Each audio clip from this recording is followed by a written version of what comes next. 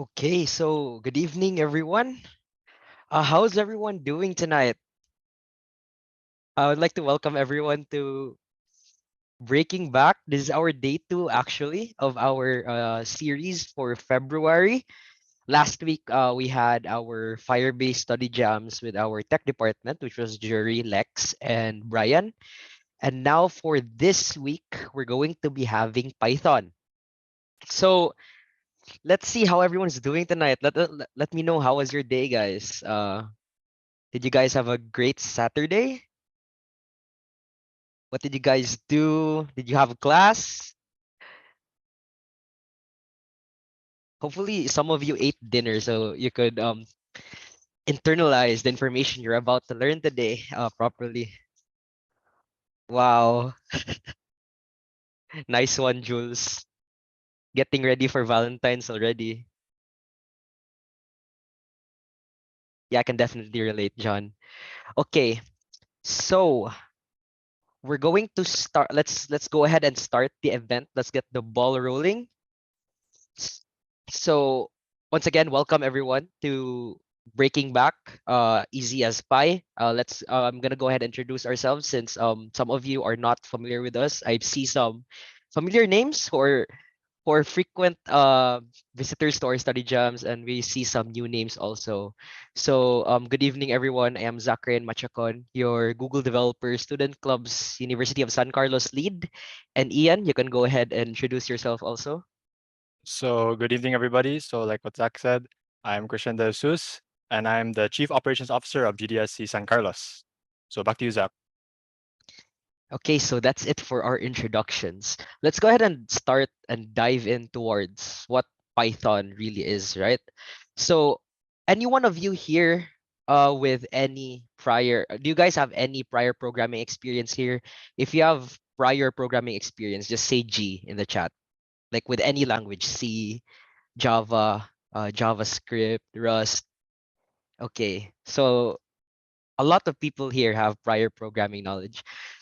So for tonight, we're going to be comparing Python to C a lot since for our school here in the University of San Carlos, the main language of choice for fresh computer studies students is C. And I'm pretty sure it's the same case for other students. So in order to truly know what Python truly is, so let's go ahead and define what Python is as a programming language. So next slide, please, Ian. So personally, Python really made me fall in love with programming. Before going into college, I was really confused as to what language I should practice or dive into before I go into college, since I only had a bit of information knowing that C is going to be the main language of choice for the school, but I really wanted to try other languages. So my first choice of language at that point was Python, since my friend actually introduced it to me. So it I started using Python around 2021. Yeah, 2021, 21, and um I only started to get serious with it around last year. So let's define what Python is as a language. So Python is an interpreted language. So we're going to be explaining more of that later. We're going to tell you more in depth of what an interpreted programming language is.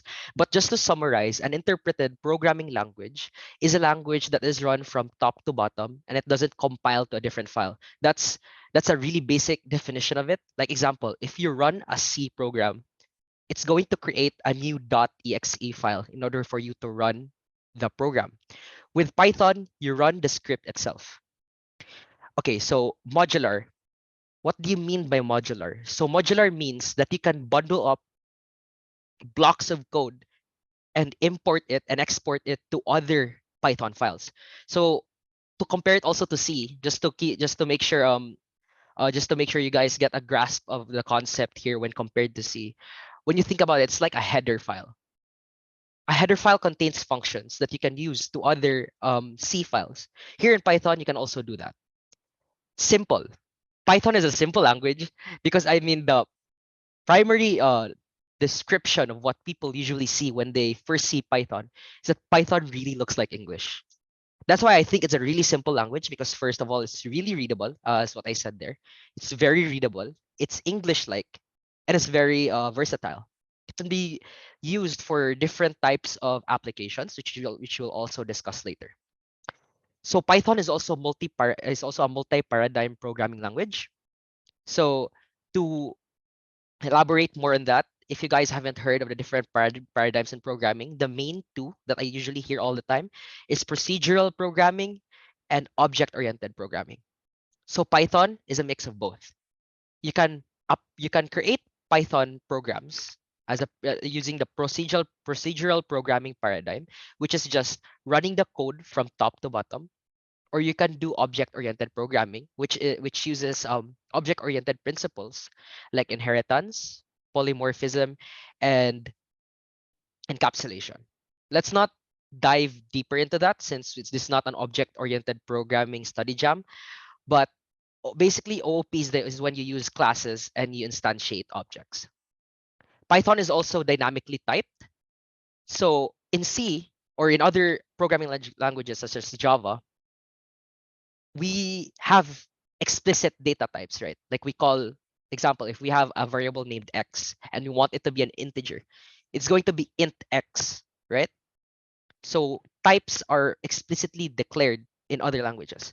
But here in Python, data types are determined upon runtime, which means the data type is only determined once the program is run, and it depends upon the value you set to it. So we'll show you more of that later because I think it's easier to define if we're in a actual coding environment. So it's also extensive since it covers a lot of fields in programming. And personally, I've been using it for data science. I do I s- does Is anyone here interested in data analytics or data science? Feel free to say me in the chat if anyone here is interested. Oh, so we have a lot of demand for data here, Ian. Me and Ian are actually enthusiasts of data science also. So it's great to see there's demand for it. Apart from that, Python can also be used for automation and scripting. So Ian, I'll pass it over to you so you could explain why Python should be used. So thank you, Zach. So as you can see in this wall of words, Python is actually not just versatile in terms of programming, it's also versatile in terms of its design and its architecture and how it's used in the real world. So now let's move on to why consider Python. So, before I proceed, I'd like to ask you guys why you guys came to this talk and why you guys wanted to learn about Python. What's the first thing that pops in your mind other than data when you hear the word Python? So go guys, I can see the chat. Why Python? Zach. So one of the reasons Zach, another one's Ian. Oh, Sam says it's easy. Can do almost anything. Okay. What else, guys? What do you think when you hear the word Python? Simple yet powerful. Okay, I like that phrase. Simple yet powerful. When you look at Python, it's like plain English. It's really like plain English. And if you understand it, you can do a lot of things. It's very powerful. Because it's simple according to them, it's the most used language. Okay, that's one thing we have to clarify. Compile once, run anywhere, true to some extent, very straightforward. What's up, everyone? Okay, so I think that's enough. So I think we can all see a common theme when we hear the word Python. It's easy to understand, it can do a lot of things, it's very powerful.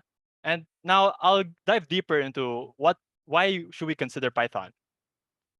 So first of all, you know, we all came here, let's all be honest, let's let the numbers do the talking. So when you look at the graph on the left, the most in-demand programming languages of 2022, Python is on top. Following that is Java, JavaScript, and then you can see the C languages, they're all bundled together. But as you can see, a lot of people actually want Python developers. It's very in demand because it can do a lot of things. Then looking on the right side, you can see that Python is also top of the list, just under JavaScript. Okay, JavaScript's actually very powerful because very popular because almost every website needs it. So Python being right after that is pretty impressive. And also don't worry, because Python can also do web things. So yeah, why Python? FOSS. Does anyone know what FOSS means? Say it in the chat. FOSS.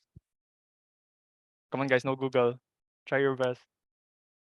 Free open source systems. Close, but not quite. Can anyone clarify the last S is it's just lacking. It's almost there though. Free and open source software. So good job, Casey. Free and open source software. What does that mean and why is that significant? So as we all know, Python is used everywhere. It's very, very abundantly found in many industries, and for one good reason. It's free, the development is open source, and you can embed it in your programs for no cost at all. So a lot of tech stacks actually use Python, especially startups, because of how easy it is to make your functions, make your modules, make your programs. And it's also free. So you don't need to pay any big industries like Microsoft, like for their Azure plan, for all those things. You can just do it with Python. And it's also extensible. So building upon that, that pillar of free open source software, Python can do a lot of things with other kinds of programs. And a lot of developers come together actually to develop these libraries and modules to make Python better. So, looking at the right side, the one on the top right, that's Boki. That's a data visualization library. So everything from Python, all those data, you can transfer it and visualize it using Boki. Then going to the second row to the left, that's Pandas. And Pandas is for data science. If you're into data science, you're going to use this library a lot because it can turn your Excel files into Python data structures. And that's insane. I use it. I think I used it once. There was a really good application for it. So we had like Quizlet, right? And then these Quizlet cards are actually like our entire lesson. So I searched it in advance. And then to study it, I copy everything and then I place it into Python. I let it parse it. And then I use Pandas to transform it into an Excel file so I can print it out as notes. So it's really convenient. Then after that, to the right of that is DJ, the DJ logo. That's Django. So Python, I said earlier, Python in the web. Python can actually be used as a backend server. So there's not just your Express.js. There's not just, Node. There's Django. There's also Python Flask. And actually, we'll show you later, a lot of big companies and corporations use Python Django as their like server backend. And then on the last row to the left, it's our own homebrew in Google, their AI and ML library for Python, TensorFlow. So I'm not sure if you guys are familiar with Michael Reeves. So if you know Michael Reeves, he is a tech YouTuber that does a lot of like, yes, okay, yeah, Michael Reeves does a lot of like tech things and he makes robots. And in one of his projects, he made a trading bot that's based on the location of a fish. Okay, it sounds really funny, but he used Python, he used TensorFlow to do computer vision with it, and that was really cool. And then he also used Python for the entire like automation of the trading. So you could do that with TensorFlow. Then after that, I believe that's PyQt. PyQt is it's an operating system interface to make Windows. It's basically something to make applications. So PyQt, Tinker, those are all Python libraries that can help you make programs, .exes in Windows, in Mac. It does the entire like window layout system for you. It can interact. So you use that if you want to make programs in the desktop. And then there's Selenium. So what I said earlier about like automatic browser trading, you can use Selenium to automate a lot of browser things. So I believe Zach used it to make a Twitter notifier when he sees like a pair of shoes that's like really rare. So use Python to do that, and it was really cool because you don't need to go to Twitter, you don't need to log in. You can just tell Python to do it, and you can just play, and it's gonna do everything for you.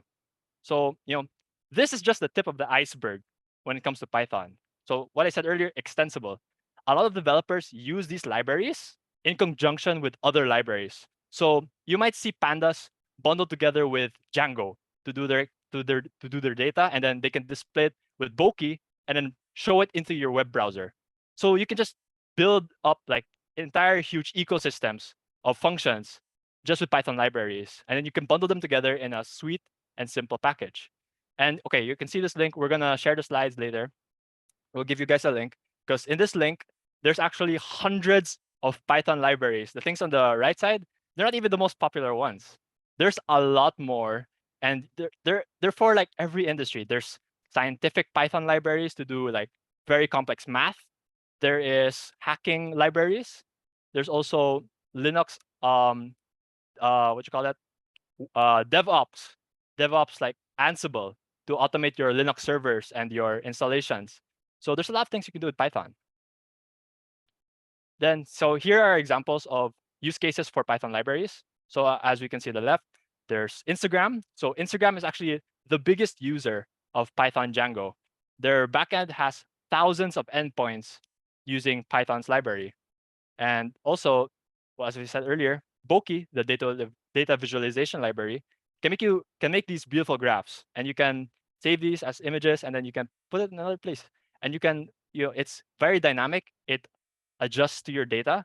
So when you use pandas, you treat it there, you format it, and then you send it to Boki to visualize it.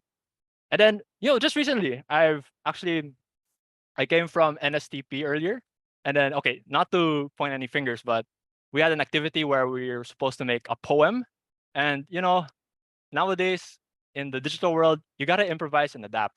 So a lot of people, I'm not gonna say who, but a lot of people use ChatGPT to make their poems.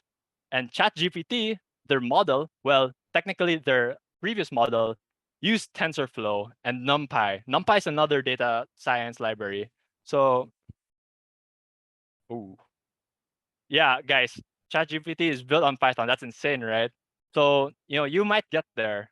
And also with TensorFlow, I believe you can write a neural network in 11 lines of code. So you can search that up. Python's insane. And also there's hacking. You can sniff packets, and you can be a middleman attack. You can use middleman attacks using Python, using the Scapy packet manipulation library. So those are example use cases. And there are much more. There are many more. There's like YouTube, Uber, I believe, and there's Spotify that uses Python as a backend. So now I'll bring the presentation to Zach because he's going to teach us how to install Python to get us started. Okay, so installing Python is very straightforward, guys. Next slide, Ian, please. So first step when installing Python, you just download the installer from the Python website. So if you have a package manager like example with Mac, we have Homebrew, you guys can just do a brew install for Python. But for Windows users and for those who don't use package managers, you can just go ahead and go to the Python website and download the installer. So the current version right now is 3.11.2. Make sure you download the correct version because there are a lot of new features that were implemented just recently, including speed improvements. Because in terms of speed, we're just going to have to we're just gonna be honest here. The trade-off with Python simplicity is its speed. So personally, I've used it for competitive programming before. C programs, C or C++ programs tend to run around, in my experience, tend to run 4 times faster than Python programs. So there's a really huge trade-off for speed in exchange for simplicity. So you have to weigh your pros and cons here, especially if your project is very particular with speed. So next slide, please, Ian. So after you're done downloading the installer, go ahead and just go through the entire installation process. And if you're using VS Code, like the most of us, I assume, you can download the Python extension. So personally, these are the two extensions that I've only downloaded on my VS Code.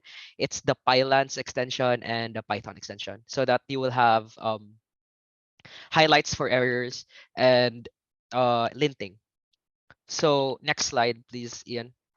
So because of time constraints, if ever you guys don't have Python installed on your system right now, so that you can follow along with us, especially during the coding phase, you can use an online interpreter by Programmiz. I've sent the link in the chat. You guys can open it there, and so in case you guys don't have Python pre-installed, you can just do the workshop along with us using Programmiz. Yeah, you can use Google Colab, John. Are you using Jupyter Notebook by any chance?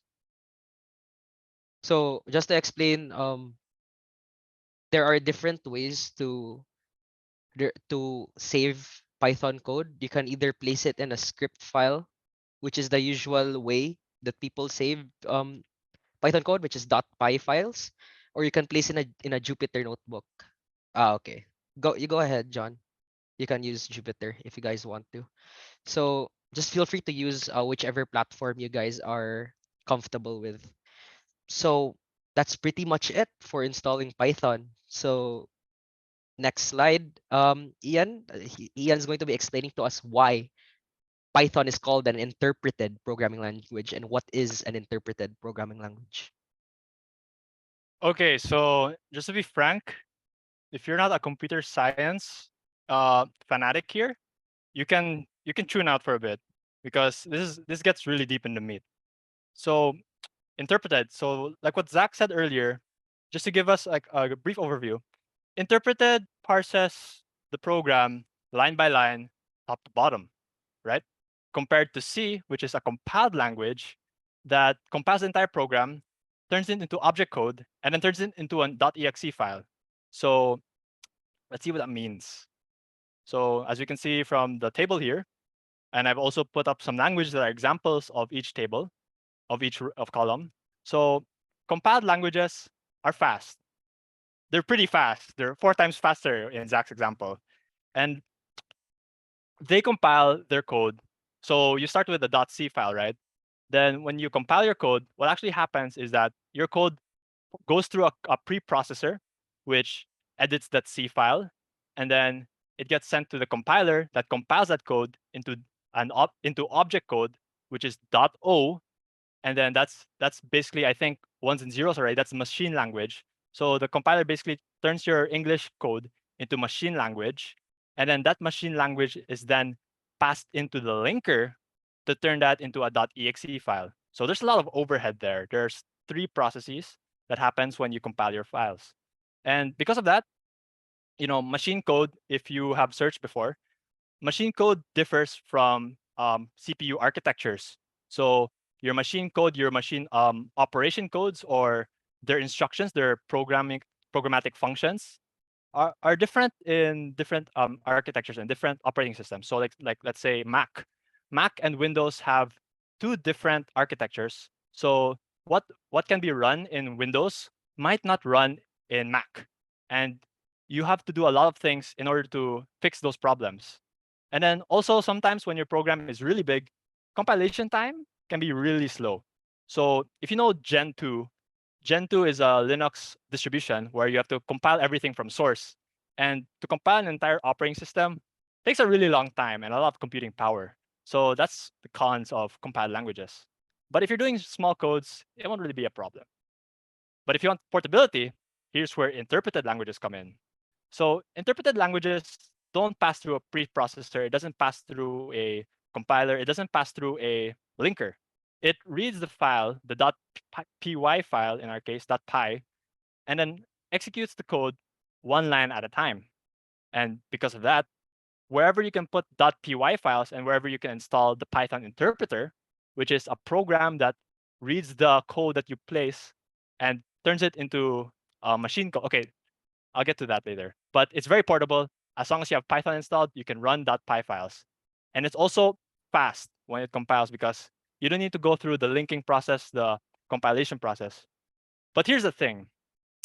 Interpreted languages are not always read line by line because in Python has different interpretations. So going by the C implementation, Python is actually converted into bytecode. And bytecode, you can think of bytecode as basically machine instructions that are not ones and zeros, but are close enough. And they're much faster than just print hello world. It turns into like add h, add blah blah blah. That's how the interpreter turns your code into to be understood by the machine. So good examples are Python, JavaScript, PHP. But JavaScript is a fake interpreted languages because sometimes some implementations, like how architectures differ, some implementations actually use JIT compilation. So JIT means just in time.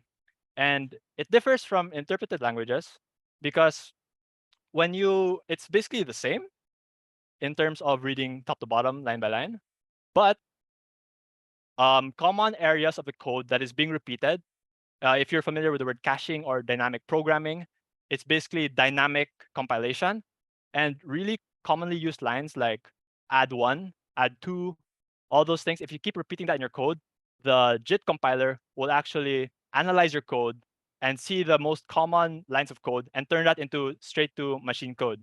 So it can be really fast in that case. It can be faster than interpreted languages. And the only downside, it's all green here, but that's not always the case. The only downside is that during the analyzation phase to find all the commonly used functions, that might take some time. But after that, you have the same speed as compiled languages. So a good example is Java. Java actually turns your code into bytecode first, and then it uses JIT compilation in the Java virtual machine, which is an interpreter for Java, which then analyzes your code and translates some into machine code, ones and zeros. But most of the time, most of the code is just those basic opcodes that are almost like English, but not machine code. So that should conclude what interpreted Python is. So now moving forward, Python is flexible. I'll now introduce you to two words in the Python ecosystem called script Python and interactive Python. So does anyone know or have any idea what script Python is or what interactive Python is? Can someone point out the difference in the chat? If anyone knows, you'll get brownie points. Or give me any idea. Just spitball anything. I want to know your thoughts. Because this is really confusing at the start, unless you actually dive deep into it. Does anyone know what script Python or interactive Python is? Yeah, just try and guess, guys. If you guys don't have any idea, just say like, I don't know, IDK. Judging by the words script and interactive, what does that mean? Script Python contains commands, interactive, REPL-like approach. I think he meant reply-like approach. So, okay. Thank you, John. Anyone else? What's script Python? What's interactive Python?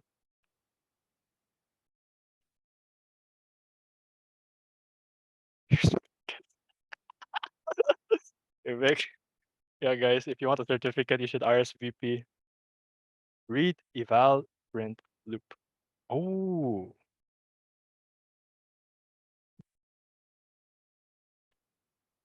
So yes, so I think he gave a pretty straightforward answer. John actually, another guess. I think interpretive Python lets you input commands and then it executes the command. Correct. Script cannot be manipulated once ran. Let's see. So just to give you guys a very high level abstracted, definition of interactive Python, you can basically type Python into the command prompt and you can type commands and it runs them. So you guys were correct. You can execute the command once you type it in. So let me try showing an example. So for Windows users, you can Windows R to show the run window, and then you can type CMD for command prompt. For Linux users, you Control Alt T. So once you have your terminal, can you see my terminal, guys? Oh, what's happening? Uh-oh. Oh, my computer's getting funky. Wait, guys, one sec.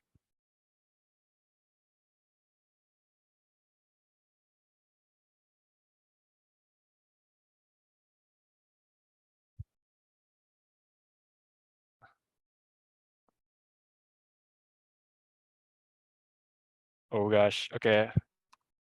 Let's try doing it in VS Code na lang. So once you're in a terminal, what is happening? My apologies, guys. think it's the full screen of Edge.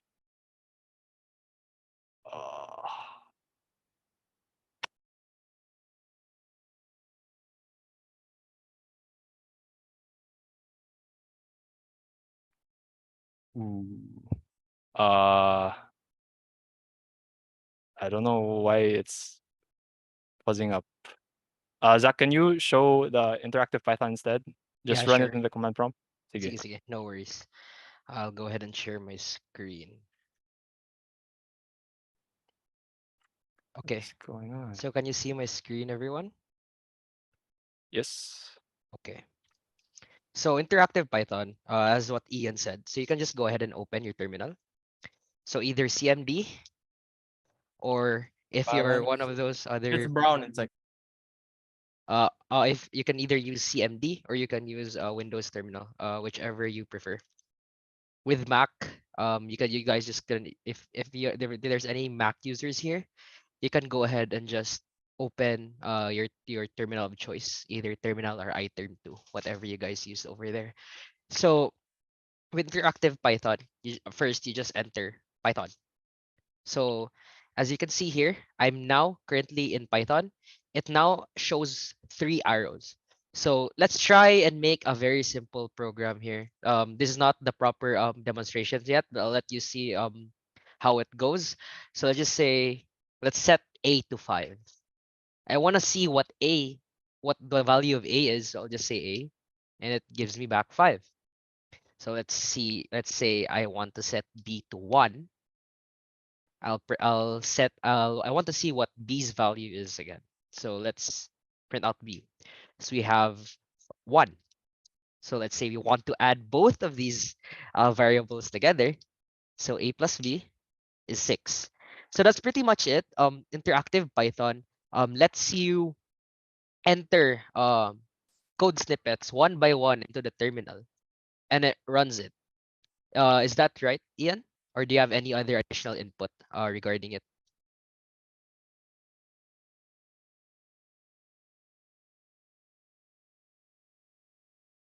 You're muted, by the way, if you're talking.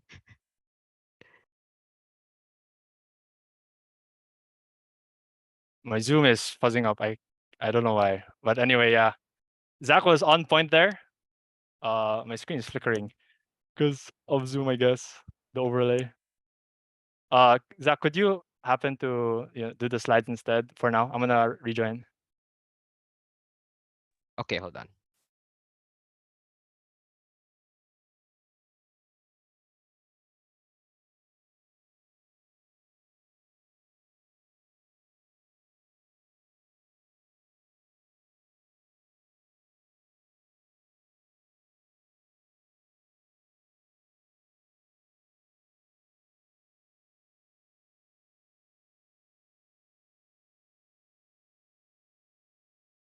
Can you guys see my screen?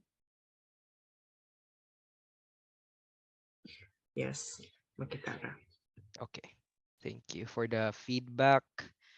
So let's go ahead and go back to what Ian was discussing about. So with interactive Python. So that's what I demonstrated earlier. So with interactive Python, you type directly into Python one line at a time, and it responds via the command prompt.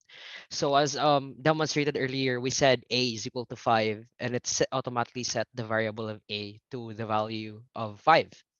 Then we set B to 1, and it set the value of B to 1. And then when we added both of them together, it printed out 6, because of course 5 plus 1 is 6. So what is script Python?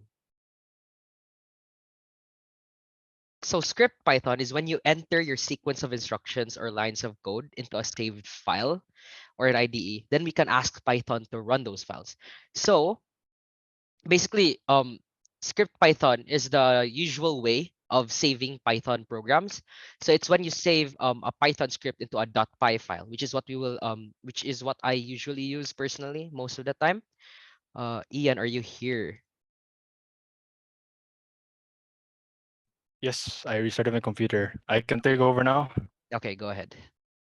Okay, let's try using Brave because Microsoft Edge got me on Edge. Wait, I'm a participant. Zach, could you give me host role? There you go. All right. So let's get back. Actually, we're gonna dive into live coding now. So let's get started. So I'll send you guys a repo which contains the files that we're going to use. If you wanna code with, code along. So I'll Yeah, send it in the feel free chat. to use the files. I mean the URL that I sent earlier. If you guys want to code along, you can use Programmiz or you can use VS Code, whatever tickles your fancy. Yeah, but for the guys there running Git or have Git installed, you can copy my repo and clone it onto your computer. So wait, actually, see, desktop. So you type Git Clone, then you just paste the link to my repo. And what that's gonna do is copy all the files and put it into the desktop. If it can run. Oh no. But thankfully I have a backup plan this time. It is, where did I place it? Programming courses. Oh no. Okay, actually, I need to clone it.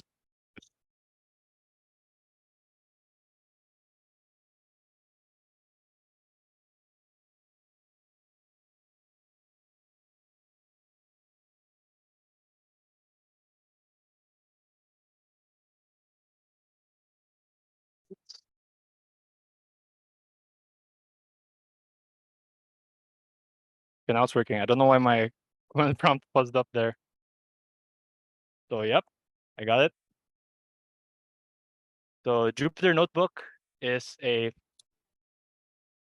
Python tool that lets you create markdown files and bundle it with Python code. So you can actually run Python code in markdown files. So let's see our first lesson. So I'll introduce to you guys the print function. So let me actually, so the syntax, oh wait. The syntax of print is pretty simple. So it's very intuitive and it can display almost any kind of input. It can print out strings, it can print out Boolean values, it can print out integers, floats, and data structures. So there are many ways to format string literals in Python, but let's go with the basic one. So wait, I'll zoom in. Actually, no, that's gonna zoom in the notebook. So print, you have to enclose You're your in a C words. file, by the way. Oh shoot. Sorry guys. Okay, let's do it in C first. So in C you got a studio input and main void, and you got to print F. No, hello world. So this is how you print hello world in C. And to run it, you have to still compile it. And boom, hello world. But then you make a .exe. So that's how you do it in C. That's 6 lines of code. I'll show you how to do it in Python. Print hello world. And then you run it. Boom, hello world. Simple as that. Just 1 line. And you don't even need to import a library. So that's one way to print hello world. To print it in another way, you can also use single quotes. So hello world. This is still parsed as a string. So you can use double or single quotes to run that. Hello world. You can also use triple quotes. That's a multi-line string. So you can do hello world. And because it's multi-line, you can do that. It doesn't ignore new lines. So you can go as far as you want and you can still print it. So that's the multi-line string. And then there's also something called f strings, which is what you're familiar with in C. So F means format string. So like printf, print format string. Here it's printf, format string. So you append an F before your string. It can be the single quotes, it can be the triple quotes, and it'll treat that string as a format string. So that's the basic way to use string literal. So this is what we call a string literal. It's something that is not, determined by something else. It's written by the programmer, and it's a string. And a string is, what everyone knows, it's a sequence of characters. So think of it as a sequence. So another way to print hello world is to put hello, then plus world. So can anyone guess what's going to happen if I do this? What's the output? If I do hello plus world, if you program in C, you're gonna be like, oh, blasphemous. Why is he adding strings? You can't do that. Oh, Philip said hello no space world. Hello no space world. Okay, you guys are correct, because when we do the plus symbol with two strings, it turns the plus it doesn't use it as an addition operator. It turns it into the string concatenation operator. So what it does is combines two strings together. So how do we fix this? How do we put that space back in hello world? Because that's not a proper sentence. You need a space there. How do we put that space there? There are two ways. I'll give brownie points to the very smart way. How do you put a space back in hello world? Put a space in one of the string, or add another space as a string. From Eljon, hello plus world, hello plus space world. I mean plus space plus world. So let's try that. So we can do the plus space. Oops. Oh, that's still run. Okay, guys. Yeah, so that works. There's also put a space in one of the words. That works. But as we saw earlier, when I accidentally remove the plus, it still runs. And then most of you guys are gonna be like, what? Blasphemous. But actually in C, you can still do that. So since Python is built on C, you can actually do this in C, and it carries on to Python. So when you have two strings parsed right after each other, it actually implicitly concatenates the string. So this string, this hello, is right beside world. So when we run that, still prints hello world. Just to show you that works. Yep, it works. So it implicitly concatenates them. So you don't even need a plus, but the plus is used. And there's actually one more way to make hello world. How do we make hello world? Does anyone know? Okay, Philip has a question actually. Will hello, and then, okay, so he wants to know if one side can have a triple string. No, it cannot, because the string enclosures need to match. So this works. But when you combine multiple types, it doesn't work. Because that's important later on when you want to do single quotes inside your string, or double quotes inside your string. So that works.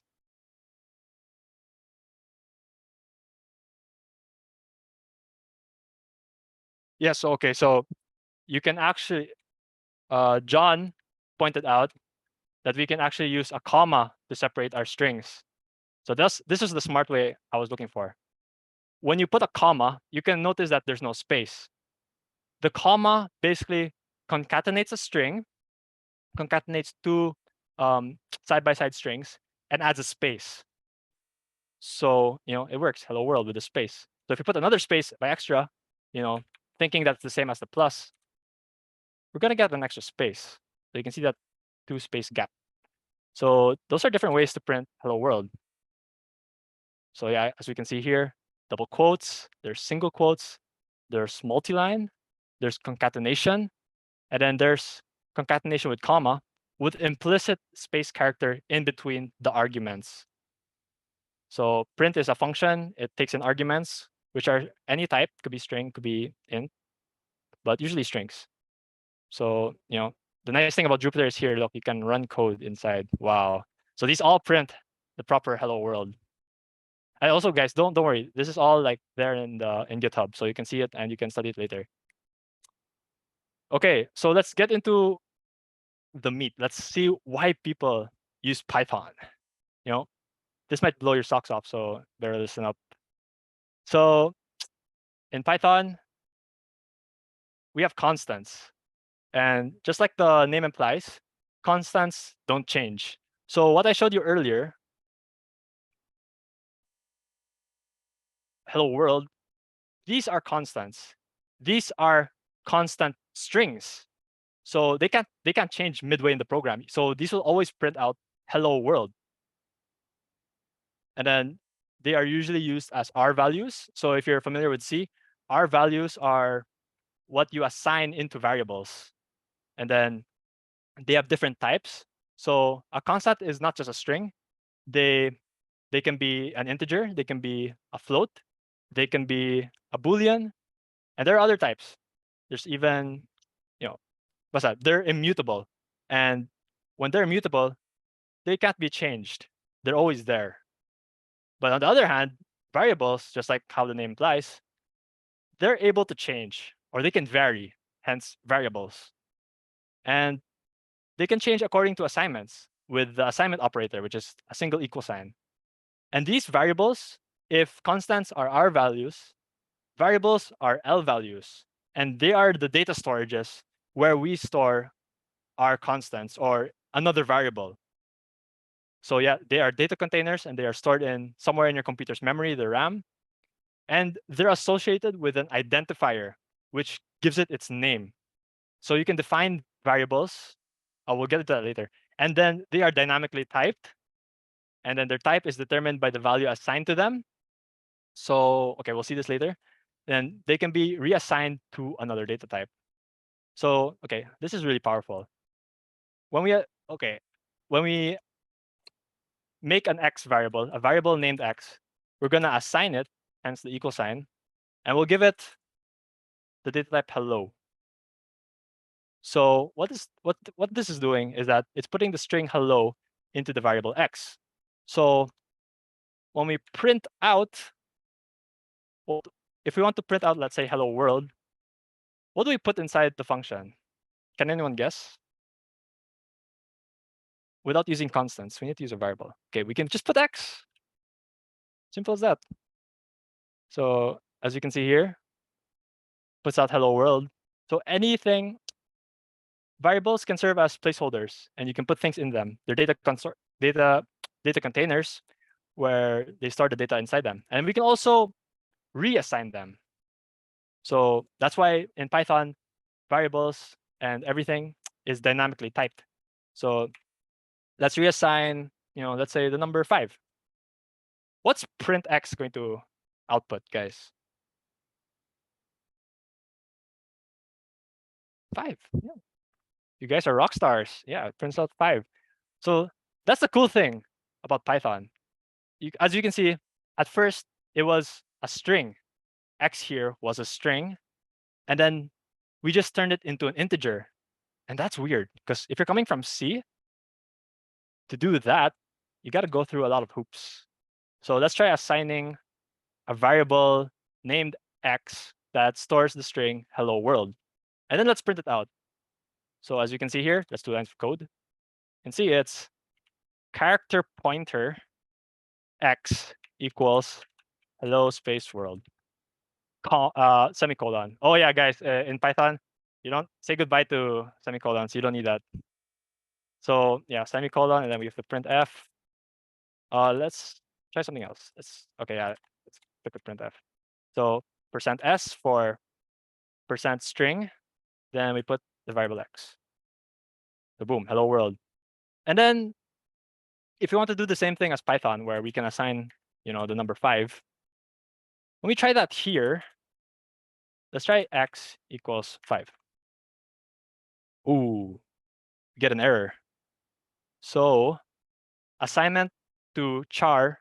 So we're trying to assign an integer to a character pointer variable. So that's why C is called a statically typed language, because once you declare your variable type, it can't change mid-program. But in Python, it's dynamically typed. So it can always change. So if you want a Boolean, so let's say true, you cannot print it out. True. You can do it as much as you want, and it'll always change. And there are pros and cons for this. One, it can be unexpected. You might get a different type in the middle of your program. But two, but the positive is that they're very flexible and they're very succinct compared to this. You can't assign different types. So I'll now introduce you to the different types of Python, the different data types. So as you can see in C, there's character. Let's name this character string. So that's a variable named string that holds hello world. There's an integer variable. So let's say I is 5. There is, there's double, and then there's also float. There's a lot. And then they don't even have a bool data type in C. In some implementations, they have the built-in bool with an underscore. And then, but usually what people do is that they include std_bool.h. And then we can use bool. So bool b is, they don't even have true or false, but it's basically true here is just 1. It's a macro definition in the bool library. So when you're saying true, it's just 1. That's bool. But when we do it in Python, we have different types. As you can see here, there's integer, there's float, and then float in C, there's float, double, long double, long double. But in Python, it's just float. We don't use all those words, those different modifiers. We just stick to float. Anything with a decimal point is a float. Then integer is whole numbers, are whole numbers. Then strings, as we saw earlier, are things enclosed with quotation marks, single, multi-line, and then F strings. Then here in Python, we have booleans built in the language. So true with a capital T. If you use small t, you can see the squiggly lines. That's basically saying, hey, this is not valid. Yeah, true is not defined, but the capital T is. Then we have false, and then this type, you don't need to really pay attention to it. None type, and this is what happens when you make a function that's void, and then you don't return anything. So that function is going to return none. So the program doesn't crash; it just returns none. So as you can see here, and then there's a function called type, and it basically accepts an argument, which is a variable. It can be a constant, and basically it says, hey, return the type of the argument that's passed in the function. So it's used a lot to check whether your value or your function is evaluated properly. And that's important later on because operators work differently on different types. So as you can see here, we did the thing earlier where we used the comma to concatenate the outputs. So print, as I said earlier, also can print different types, not just strings. It can print numbers, it can print booleans, and it can also print out function output. So this should return these over here. So yeah, so print it out in this way. Don't pay attention to class. That's for object-oriented programmers. But basically, yeah, int, that's 5. 5.0 is a float. Hello world is a string. True is a boolean. False is a boolean. And none is none type. So those are the basic types of Python. And now let's head over to the reserved words, because just like in C, there are different words that we can't use as variable names. So in Python, we have these. So false, none, the none type. False is a boolean, true. And, that's the and logical operator in C, the double ampersand. Then as is for importing. Assert is for, I believe, checking your output for unit testing. There's, oh no, yeah, I forgot. Break, that's same as C, there's break. class, that's to declare a class, a blueprint for objects, and that's for object-oriented programming. There's if, there's def. This is how you make functions, def. It stands for define. Then there's del, there's elif. Elif's kind of weird. It's basically else and if together. Then there's else, same as C. Except this is something for error handling. You won't really use that unless you do error handling. There's return. This is for functions, just like C. There's for. In Python, it works differently. I think Zach is going to explain that in depth. Then there's from. This is for importing. Global. This is like, I'm not sure if it's in C, but in C, there's, I think, extern. So global and extern are similar. Then there's try. This is for error handling. Import. In is for your for loops. You'll see it later. It's similar to JavaScript. There's is. This is another operator, but we won't really tackle it here because it's not that, it's very niche. There's lambda. This is for higher order functions. There's while for while loops, same as C. There's the not, the negation operator, which is the exclamation point in C. Then there's or. This is the double pipe or the 2 lines. That's the or operator in C. It's here in Python. It's in English. Then there's pass.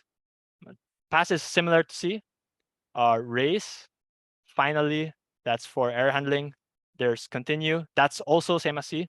Non-local, with, and then yield. So these are the reserve words. You can't use them as variable names.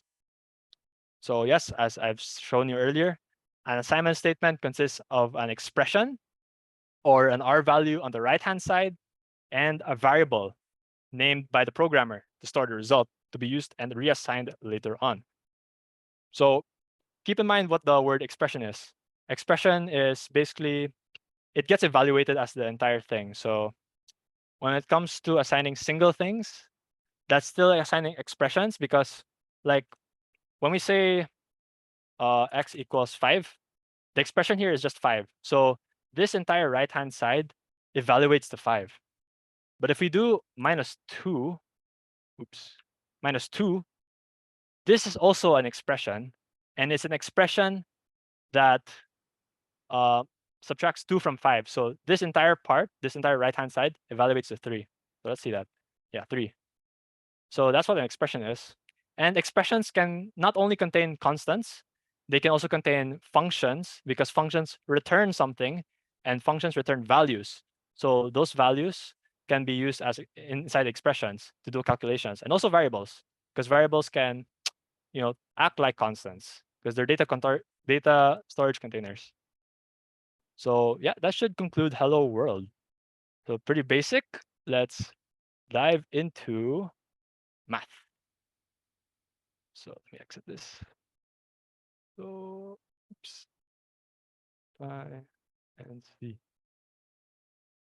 So now after learning about int, float, string, bool, we're gonna learn about the numeric operators. So as I said earlier, operators have different uses depending on the context, and that context depends on the types found in the expressions.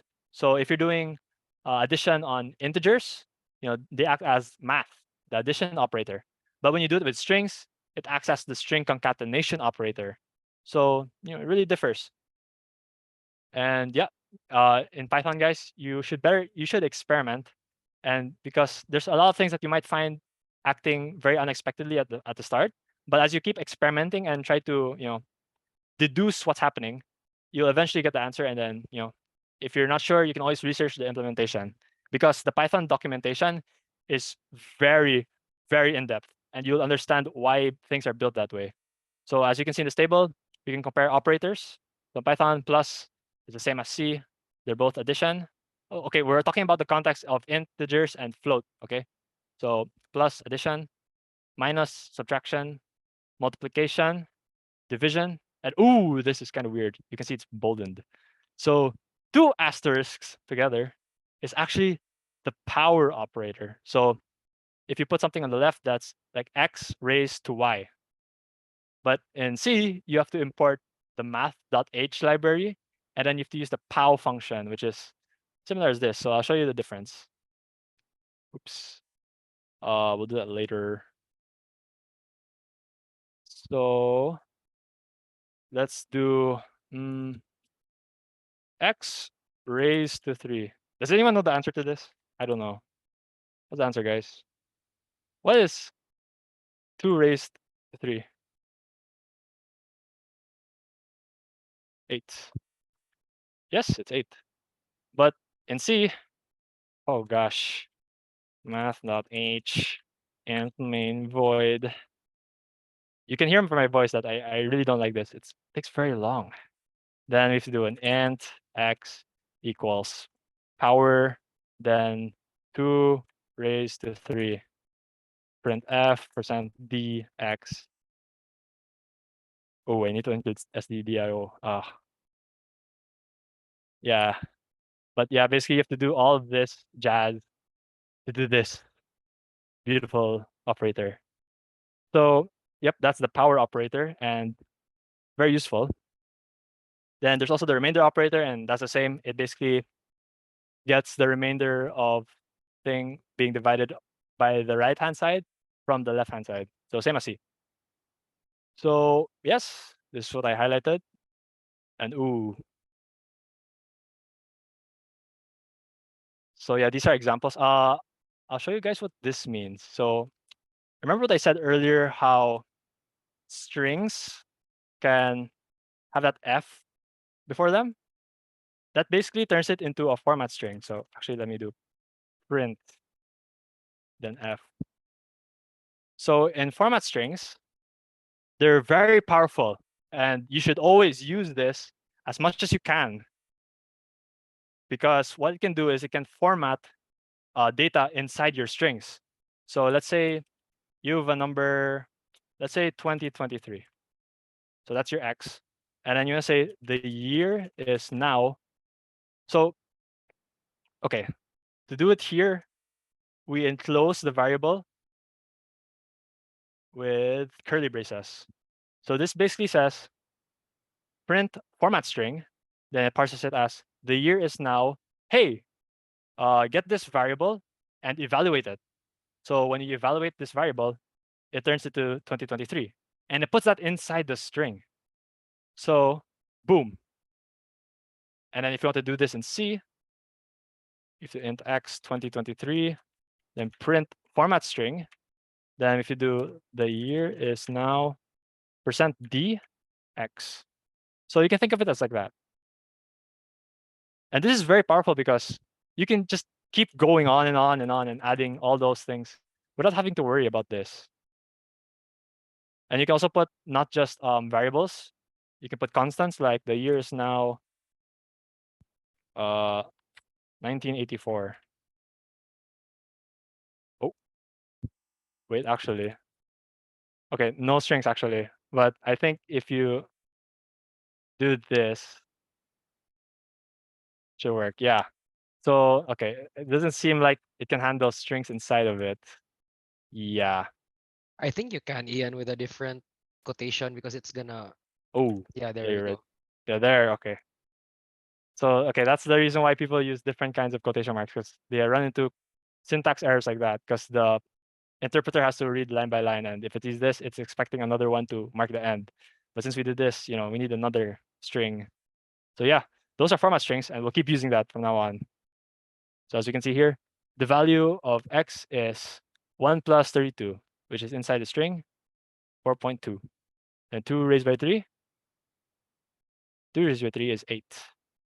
Then, oh, what happens here? What happens when we do a string plus a number? Can anyone guess? Type in the chat what happens here. This is funky, because the behavior of string plus a string concatenates it. But what happens when we do a string plus a number? Brian says the professor gets angry. Yeah, Mampenya will probably slap you. If you were in C. Okay, Philip says string 1. So let's go with that guess. So yeah. Oh, type error. So a type error basically means you try to do an operation or a function to an incompatible type. So string can only concatenate string, not integer to string.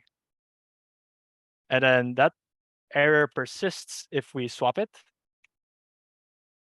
So let's try running this again. It still happens because if one of the operands is a string and then you put a plus in it, when it tries to evaluate it, it needs to expect another string. So if we do another string here, one string, oops, wait, it now works, one string. So string plus number, operators have different contexts, different operations, and different contexts. And here, string plus string, as I said earlier, concatenates it, hello world. And ooh, okay, there's a lot of things going on here.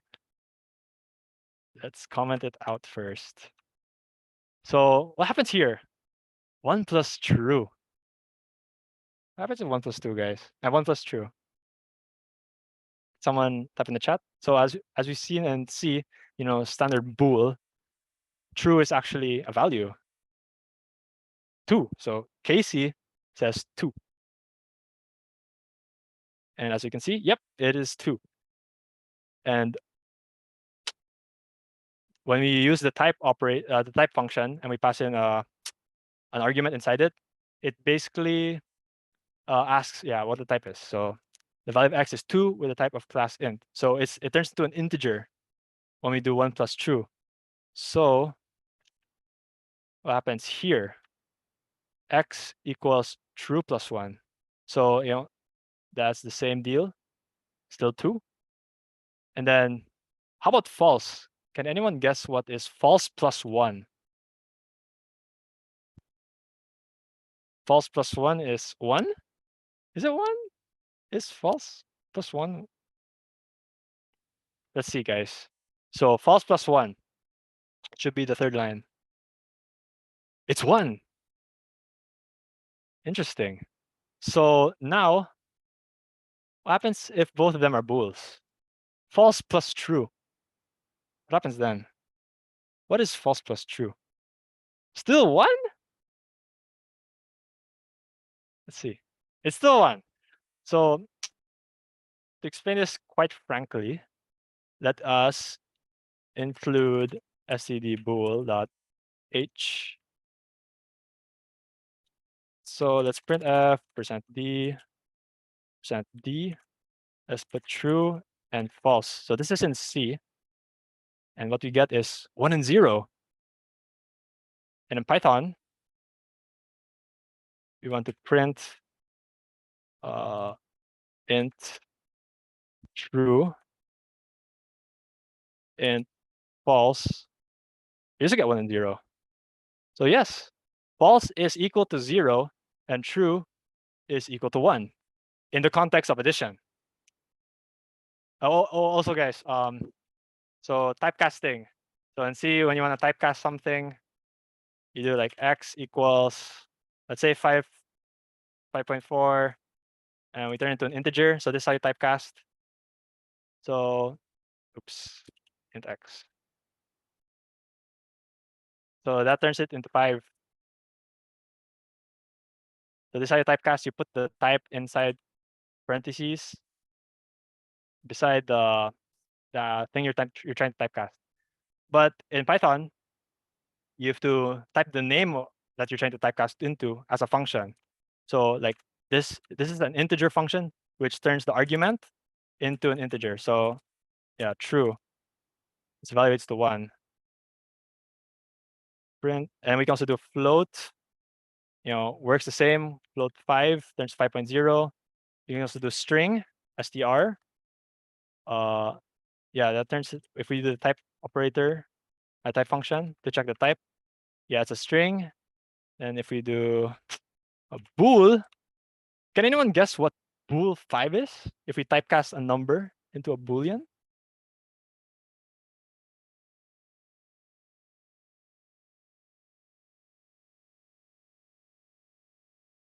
What happens here? What happens if we typecast 5 into a boolean? Let's try it in C. Because oh wait, we don't even have a boolean typecaster in C. Wayne says true. It is true. So if we do any number, oops. Wait. So yes, 5 is true. So -1 is also true. So what evaluates to false? What number evaluates to false? 0. Yeah, just like what we saw earlier, 0. But there are also some other types that can evaluate into a false bool, and well, actually we'll see that later. So yeah, typecasting, we discussed that. So typecasting in Python is easy as typing the type's respective function. So here's the syntax: data type and then expression. So yeah, you can actually put expression in here like 1 + 2, true, because it evaluates the 3, and typecasting 3 into a boolean, there's the true. And this converts your expression into your data type of choice. So x equals string 5. The old type is a string. So let's see the output. So the old type is a string, and then value is 5. Then when we typecast it into an integer using the integer function, we now print new type, which is type int, and then that's 5. Then we can do x equals bool. So yeah, we saw it earlier, it turns into true. Then here are examples of what turns into false and what turns into true. So the none data type, the none's basically its own value, turns false. Then an empty string turns false. So that's something you should take note of. An empty string evaluates a false, but a string with characters inside evaluates true. And then 0 evaluates false, a negative number evaluates as true, and a positive number evaluates as true. So what we call these things are truthy and falsy values. And this is something that's not in C, so listen well.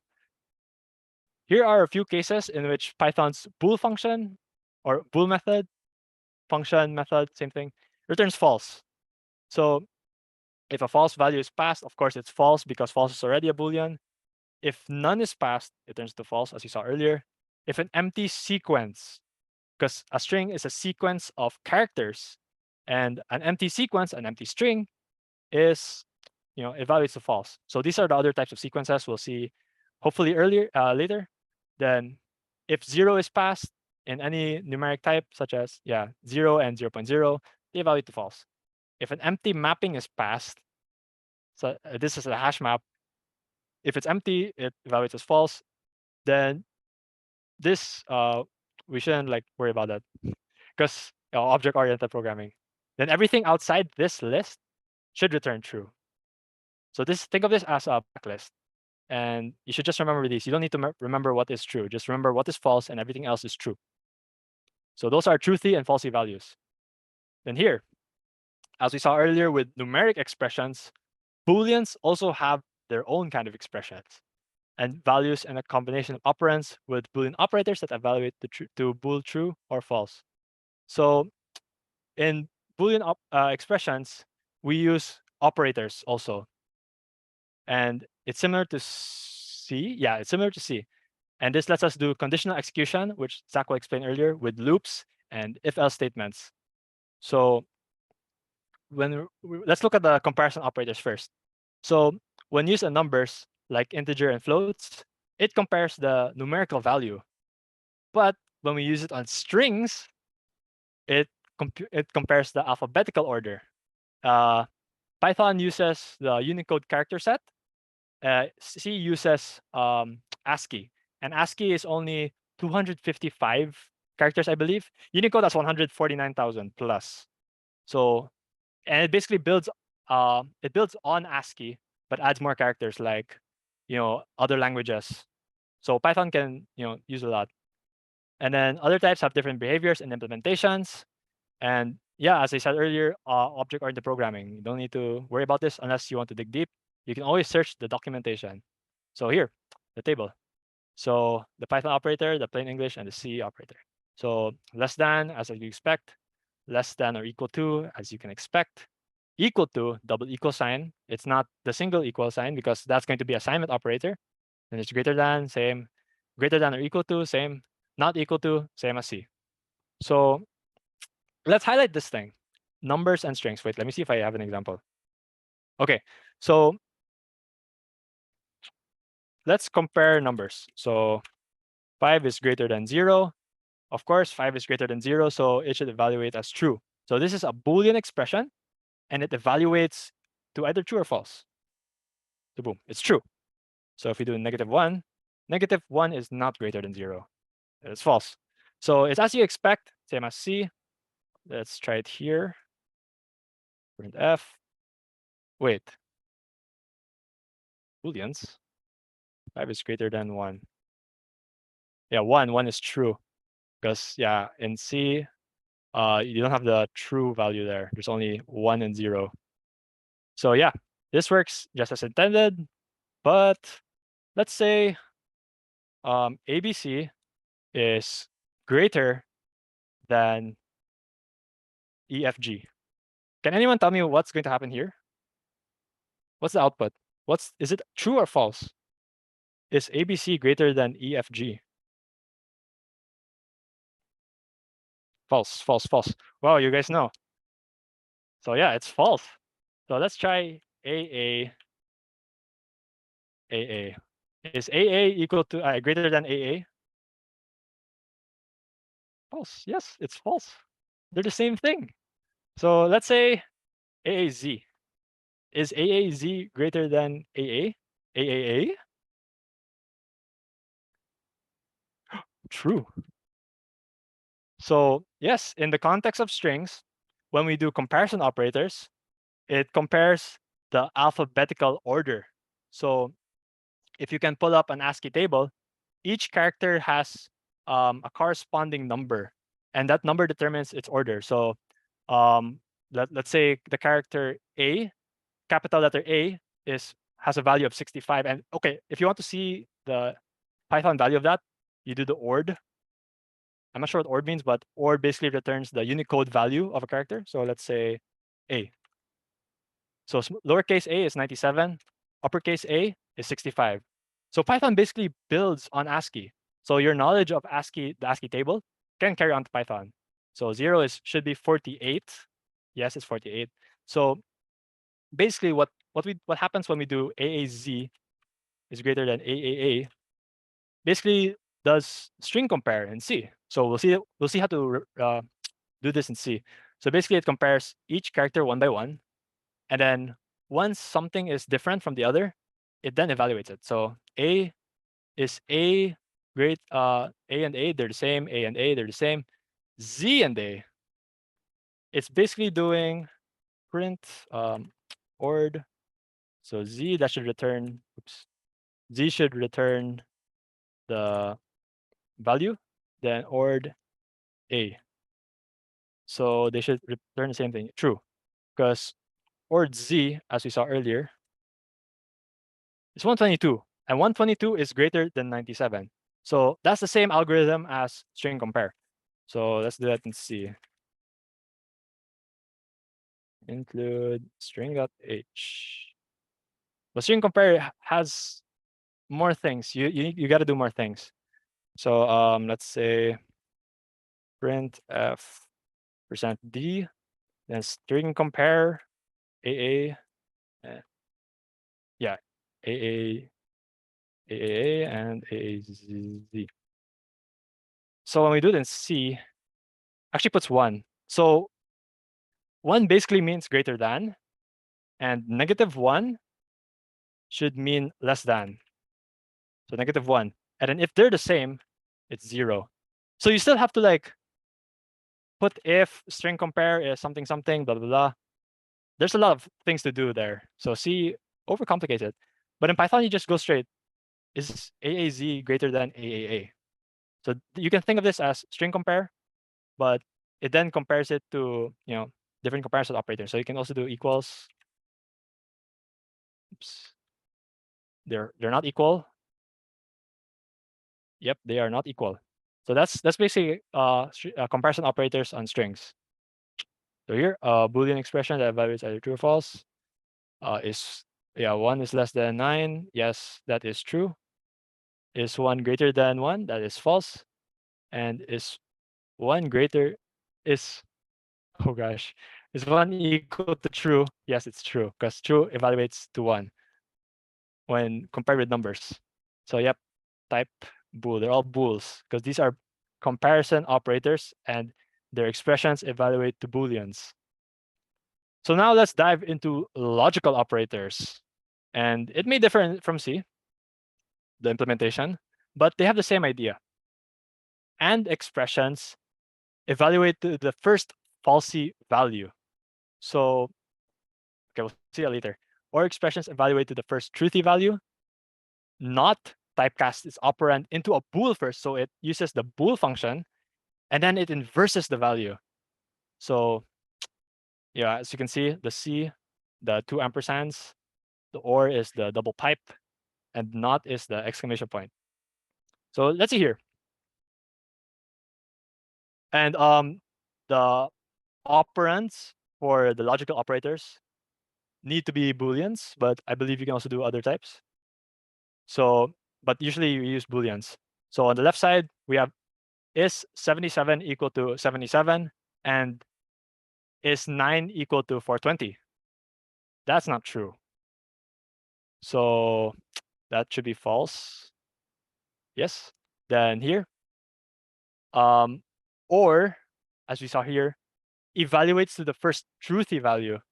So false or 100 or true. What is going to be the evaluation here? This expression. What's this going to output? Because if or evaluates to the first truthy value, what is the first truthy value here? What is it going to evaluate to? Someone says true. Philip says true. Casey says 100. Philip now says 100. So yeah, it's 100 because 100 is the first truthy value, and no matter how many ors you put. So let's say let's put a false, then you put true or 100. The first truthy value here is true. So when we run that, the second line, true. Evaluates true, but if we do false here, it's going to now return 100. So that's or, but typically you just do it like false or true. So if one of them is true, then the expression should be true. Yes, true. Then here, and evaluates just like or is the opposite, and evaluates the first falsy statement. So this should evaluate the false. So false. Then here, not typecasts the operand into a boolean, so it does bool true, and then flips it. So not bool true, not true is false. Then here, oh, funky stuff. Can anyone guess what the output here is? The entire 4 outputs. Type it in chat. Not -1, not true, not 0, and not false. Remember, not typecasts its operand into a bool first before flipping the value. Can anyone type in the chat what the output of this print statement is? Not 1. Not -1, I mean. Anyone? Anyone? Not, or you can do it one by one. So not -1. What's not -1? What's not Boolean -1?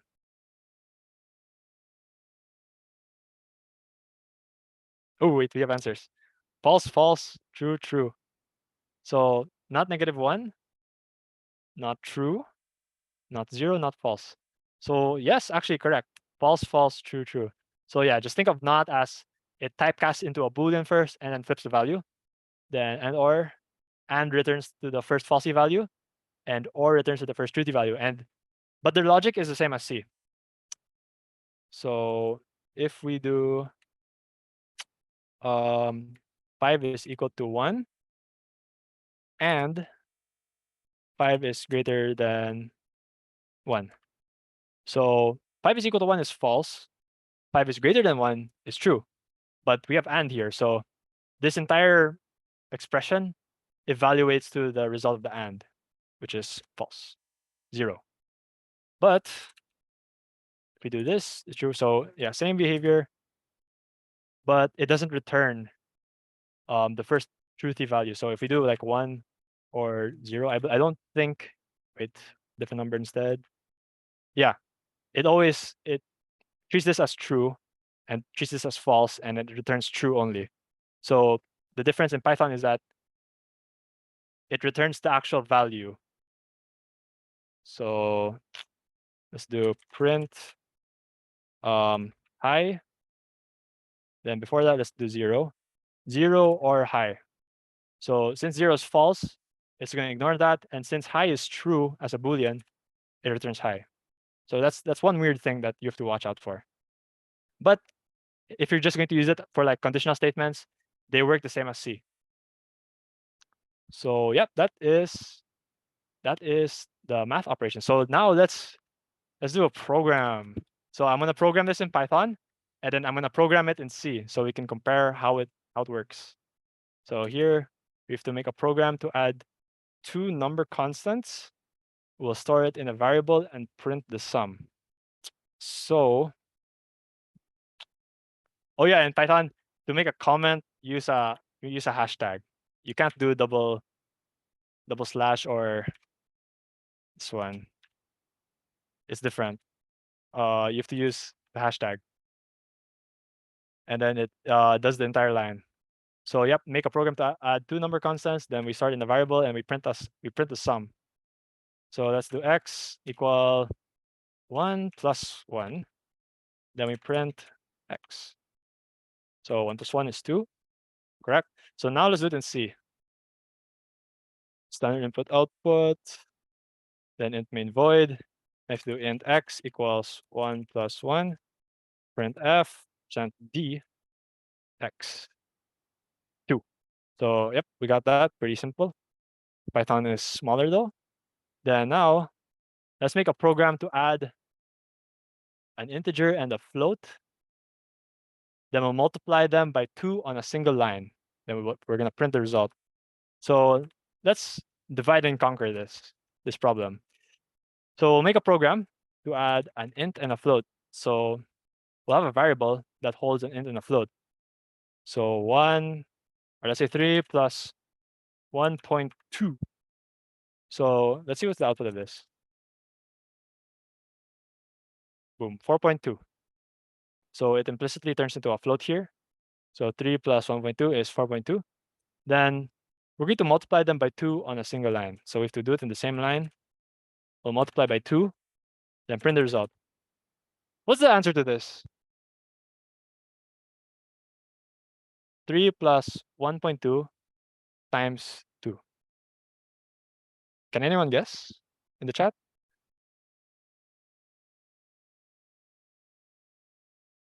What is 3 plus 1.2 times 2? 8.4, 8.2, 8.4. Okay, 8.4. 8.4. So we can all see the majority says 8.4. So let's print it. 5.4. What? Okay, don't quit Python now, guys. Don't quit now. What's happening here is PEMDAS. So PEMDAS, like in math, like in C actually, it's just like C because Python is built with C. It evaluates this side first. So what's happening is 1.2 times 2, that's 2.4 plus 3. That's why it's 5.4.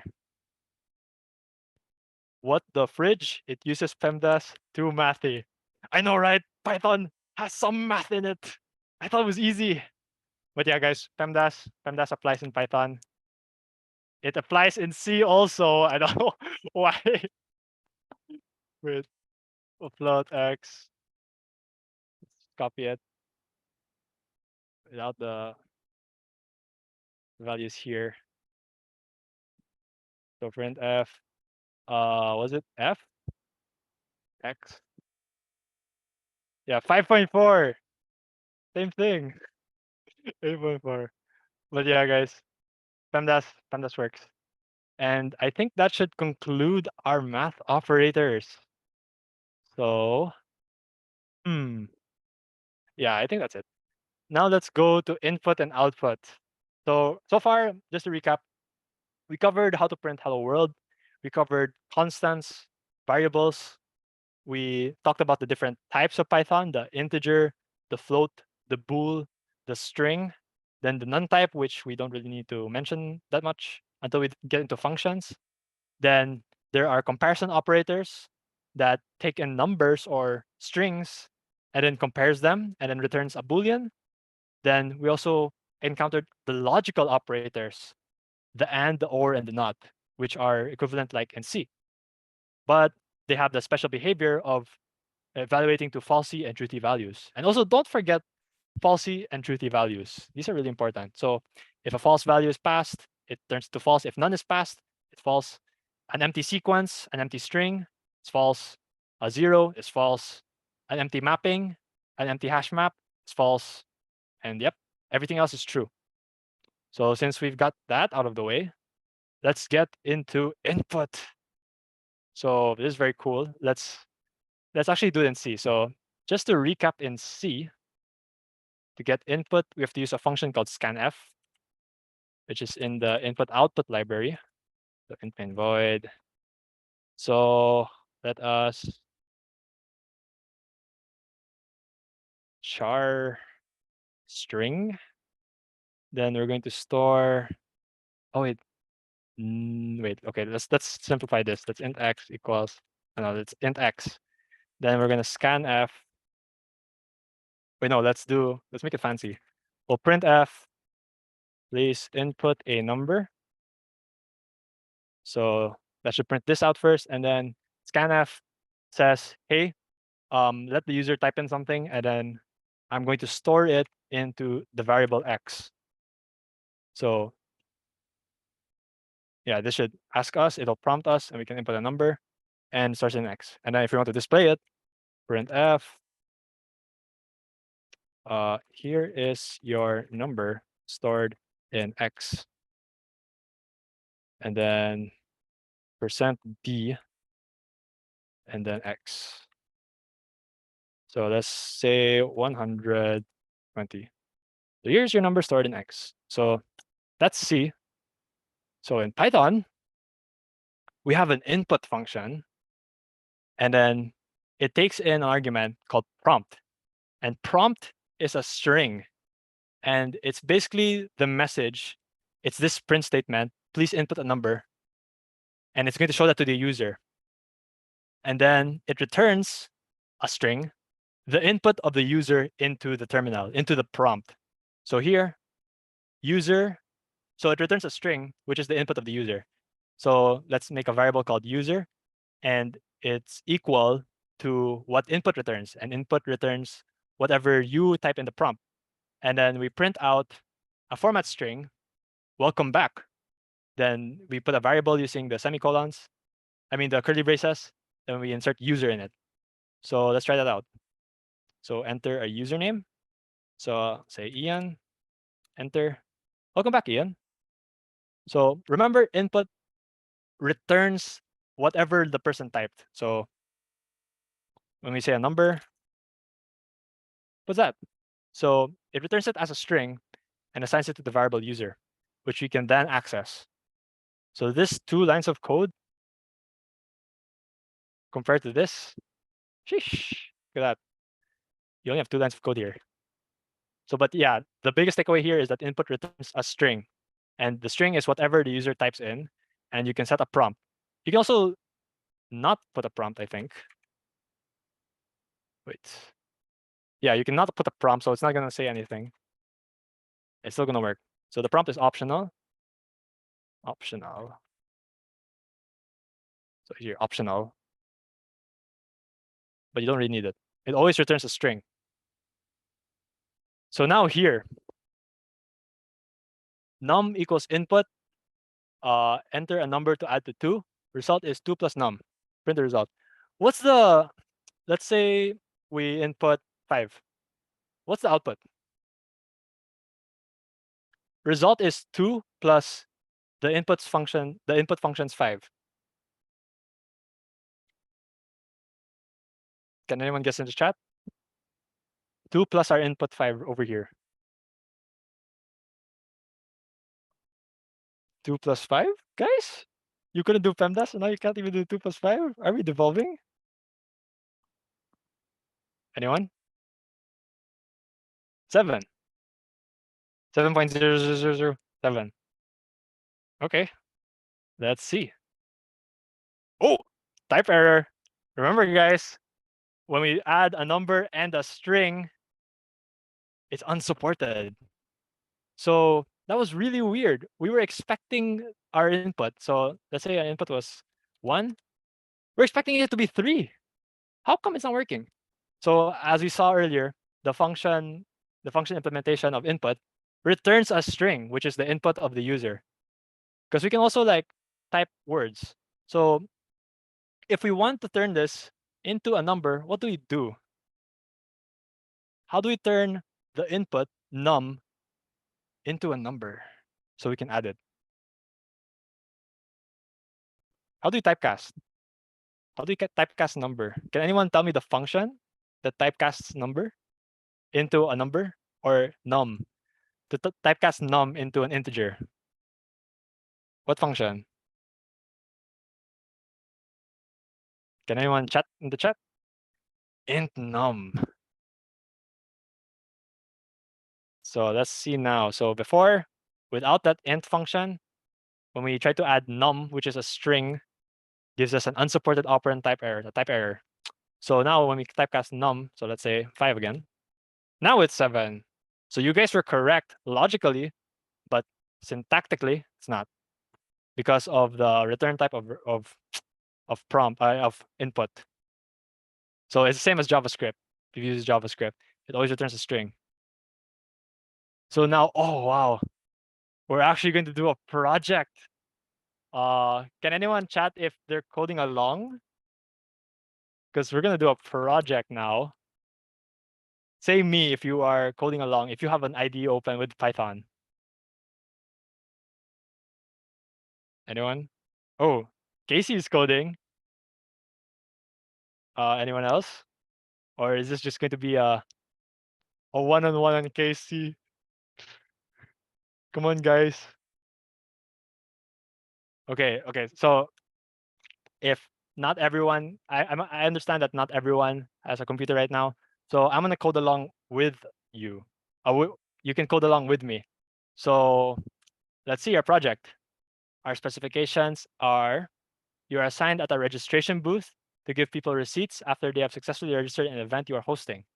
And because you are a smart person, you decide to make it more efficient by utilizing a thermal printer and some Python code to automate the writing based on user input. So here are the age groups. So child, teen, adult, elderly. Then we're going to make a Python script, that asks for a multitude of fields to be inputted by the user.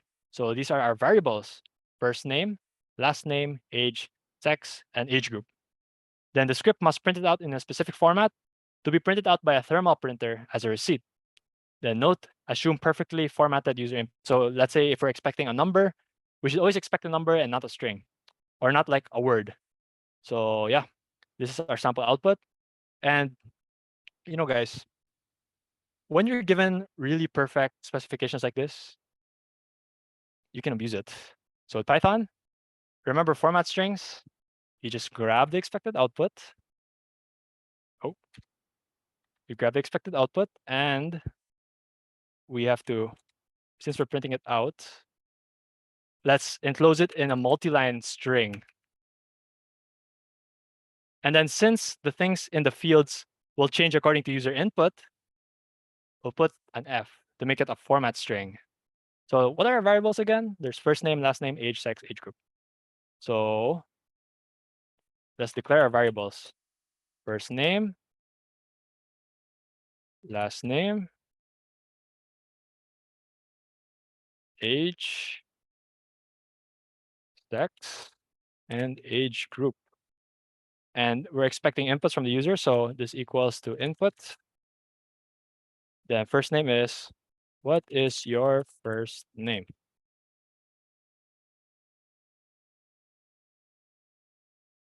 What is your last name? What is your age? What is your sex? And what is, age group is actually, it has to be calculated. So yeah, let's test out this program. Oh wait, let's do our format string. We'll print it out. So just enclose it in a print statement. And our name is going to be first name plus space Oh wait, first name, then last name. Then our sex is sex, and our age is age. Then date of birth is 2023 minus age. So this is the power of format strings, and age group is to be done. So let's see if our program works. So what is your first name? Ian? Oh, we forgot to put the space actually in the prompt. Jesus, what is your age? 19. And I'm male. Oh, and oh, okay, wait. Let's debug together. Type error. Oops. Okay, yeah, guys, common pitfall. Remember, always remember. If you typecast it, typecast numbers. So first name Ian, Jesus, age 19, male. So yep, it prints it out in the format that we want, and it calculates everything. The date of birth, the algorithm to do that is not proper yet, but what works works. So how do you do age group? So let's just copy the age groups here, comment it out. So, oh no, our age group variable is going to use, oh, we have to use if statements. If, should I do it, Zach? Never mind, this is enough. So yeah, guys, this is the power of format strings, of variables, and of Python so far. And since we're running short on time, I'm not going to do it in C. I'm going to pass the presentation to Zach. Okay. Hello, guys. What's up? Are you guys doing good? Let's have a round of applause for Ian, by the way. He did pretty well. Don't you agree? Say yes, guys, if you do, if you really agree.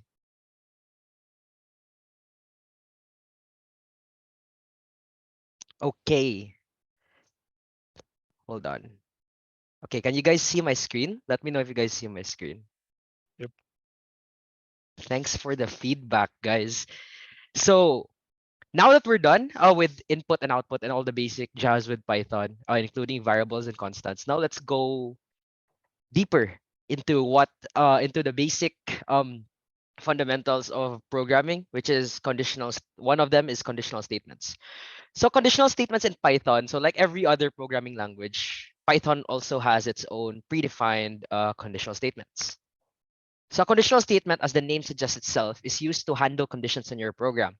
So the example, if I compare it to a real life situation, it's like saying, what if this happens? What do I do? What if this thing happens? What do I do? So it's the one that handles certain cases in your program. So like, for example, with Ian's program earlier, in terms of age group, his program has to determine if what age group it has to give with regards to the age given by the user. So these statements guide the program while making decisions based on the conditions encountered by the program. So Python has three conditional statements that you should know of. So it's basically three basic structures of conditional statements here in Python. It's the if statement, the if-else statement, and the if-elif-else ladder. So let's start with the if statement. So if you have already strong fundamentals of with programming, you'll find this topic very easy. It's all about mastering the syntax, especially like example, if with C, um comparing Python to C, I'll go into that later. So with if statements, if the statement is true, then it will run the block of code inside the if statement. So in Python, if you guys haven't noticed yet, what do we have missing compared to C programs apart from semicolons? Do you guys know what's missing? Yeah, Josh, exactly. Braces, brackets, whatever you call it. So here in Python, you really have to keep in mind your indentations or indentions. Indentions are the ones that indicate which code blocks are within the same scope. If you guys have already learned about global and local scope with your other fundamentals of programming subjects, it's usually this block of code is supposed to run within this certain statement. I'll demonstrate it instead with code so you guys can understand. So if condition is true, then we execute the code within the if statement. So this is very basic stuff. Num, let's say we have a variable named num and we equated it to 2. So we have a modulo operator here which returns the remainder. What do you think will happen here? Will it print I am even or will it not print I am even? What will happen, guys? Will it print or not?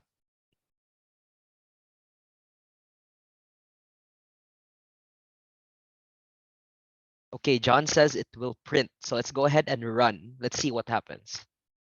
Okay, so there we go.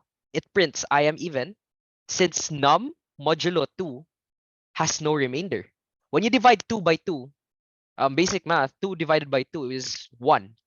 And there's no remainder that comes out of that since it's 2 is divisible by 2. So the remainder of 2 divided by 2 is 0. Therefore, this condition will get satisfied and will print I am even. So let's move on to the next example. Now let's reassign num to 3. What do you think will happen? Will it print something? Will it do anything?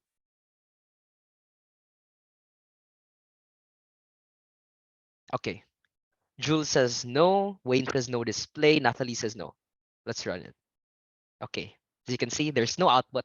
Since you have nothing that handles the statement or the condition where there is a remainder. Because if you think about it, 3 divided by 2 has a remainder. So therefore, this is not satisfied and I am even will not be printed. So how do we handle that? So we have an else statement that handles if your initial if statement fails. So it's so this time if the if statement is false, then the else statement will be executed. So basically whatever happens to your if statement, if ever your if statement fails, your else statement will run unconditionally. No matter what happens, if your if statement is false, your else statement will automatically run. So let's use this use the different the same example, the previous example. So num is still equal to 3. And this time we have the difference maker, which is the else statement, which prints I am odd. So what does this print? What does program do? Will it display anything? Will it display nothing? Will it print I am even or will it print I am odd?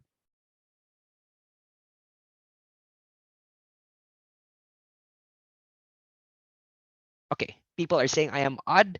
Let's go ahead and run it. Okay, so you're correct. It will print I am odd because as we explained earlier, this is false. 3 divided by 2 does not have a remainder of 0. So therefore it automatically goes to your else statement, which is I am odd. Now we have our if elif else ladder. So elif statements are similar to else if statements in languages such as C and Java. So the program checks from top to bottom as to which satisfies the condition first. If no conditions are satisfied, it runs the else statement. So if condition 1 is true, then it runs it, and then it exits the ladder. If the first condition is false, then it automatically checks for the second condition. If it's true, it runs the second block of code, and then it leaves the ladder. But if all of these are false, then it automatically runs our else statement. So executes if none of the statements above are true. So let's say we have this example. So name, let's set a variable to a string which is called name, and we have a name Ian. So if name is equal to Ian, print he's the COO.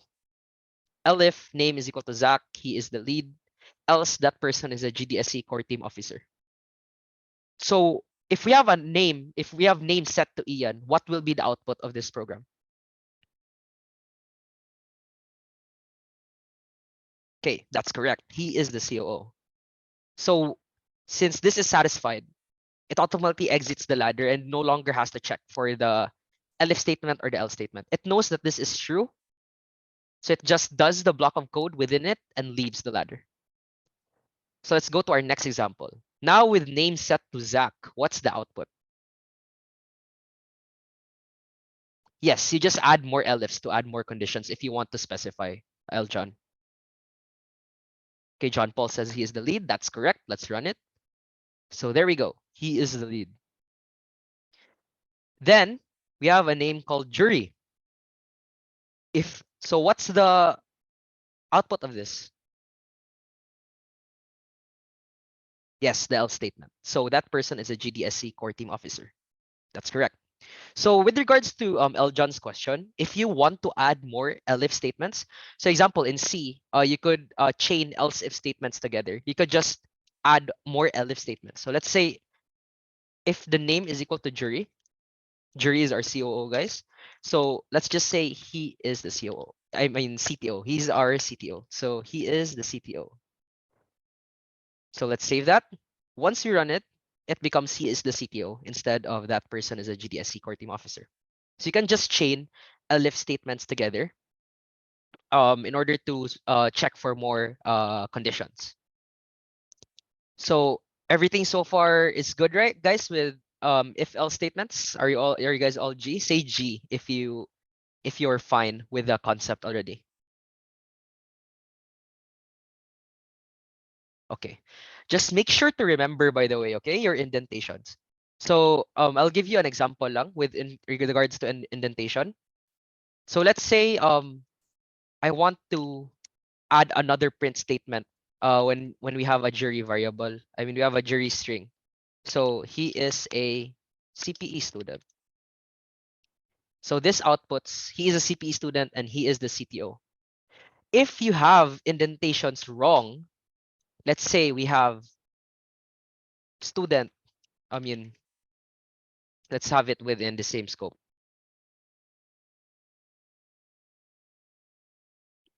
Let's have it within the same scope. So let's say GDSC lang for example. If we have the indentations wrong, this will give us an error. It gives us an indentation error since it expects it to be within the else if scope, elif scope, like within elif, but it's questioning as to why the indentation is not in line with the other code blocks. So you just press tab, and once you fix it, it's going to output the correct output, which is GDSC. He is a CPE student, and he is the CTO. So just keep in mind your indentations, guys. Always check for your indentation if it's correctly indented. It's usually one of the common pitfalls in Python also, where indentations cause huge amount of errors in your code. Not properly indenting your code will cause certain conditions not to run, just as this one. It might not output it might not output the correct output if you don't have the proper indentations. It's just the same as C. If you forget your brackets, if you forget your curly braces, your semicolons, then your program won't run. It's this. So basically in Python, the thing you have to look out for the most here is your indentations. So who else knows about the switch statement in C? Do you guys know about the switch statement in other languages? C, Java? Say yes in the chat if you do know about it. Okay. People know about the switch statement. So it's basically the format where where you cater to cases, right? So in our case in Python, there's no implementation of the switch statement before Python 3.10. The language never had a feature like a switch statement in other languages. Now it is possible, however, not with a switch keyword. Now it is possible with the match and case keywords in Python 3.10. So if example, we have match term, then case with a conditional state with a pattern here, then the code to run within it, then the default is just underscore. Basically the same thing as the switch statement in other languages. So example, we have a language variable called which contains a string called Python. So let's match lang with these cases. So case JavaScript, you can become a web developer. Case Python, you can become a data scientist. Case PHP, you can become a backend developer, and yada yada yada, blah blah. Then default is the language. It doesn't matter. What matters is solving problems. So what do you think is the output of this, guys? If we have Python as our lang, what will print, or what is the output of the program?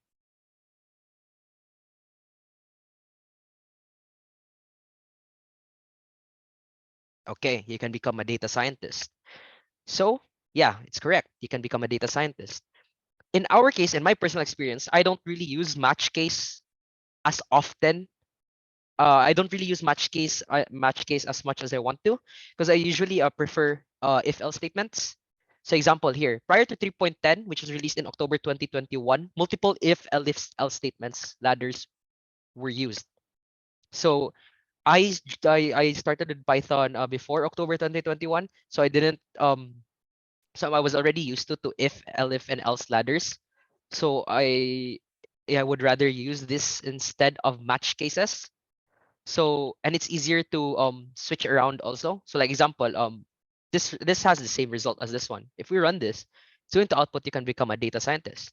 If we change this to JavaScript, it's going to output you can become a web developer.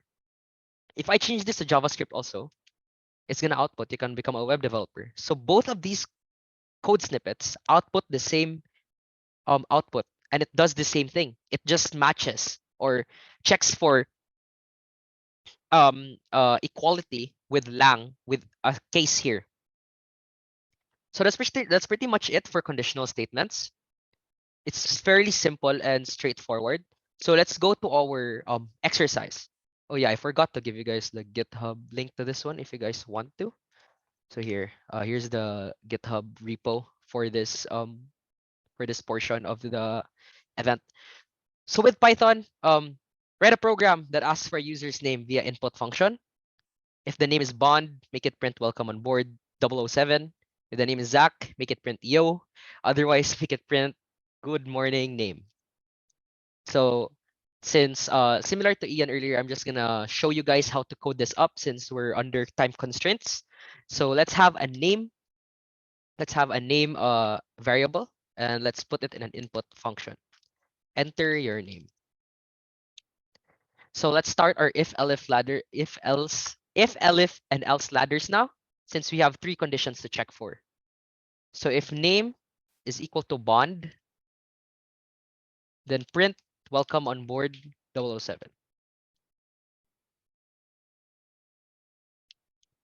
Elif name is equal to Zach because we have to check if if the name is Zach, then make it print yo. So Zach, then print yo. Then else, make it print good morning name. So we have to use the formatted strings that Ian taught earlier. So we use F, then good morning name. Okay. So let me open my terminal here. Let's run the program. So Python 1-conditional.py. So enter your name. So example, if we have Bond, what's going to be the output?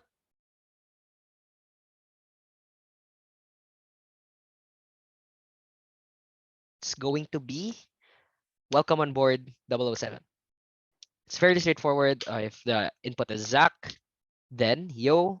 If pretty much any other name, so like example, let's pick out a random name from the participants right now. Wayne. Okay, so Wayne. So good morning, Wayne. So this pretty much wraps up conditional statements, guys. It's very simple and straightforward. Pretty much the same thing with other languages. Um, are you guys fine if we move on from conditional statements now? Say yes if you're all G in the chat. Okay. So I see you guys are pretty well acquainted with conditional statements already. So let's move on to the next part, which is loops. So I find loops in Python very cool, guys. You'll see the magic once I show you how loops are very different here in Python. So a loop is a set of instructions or a section of code that repeatedly executes until a certain condition is met in a programming language.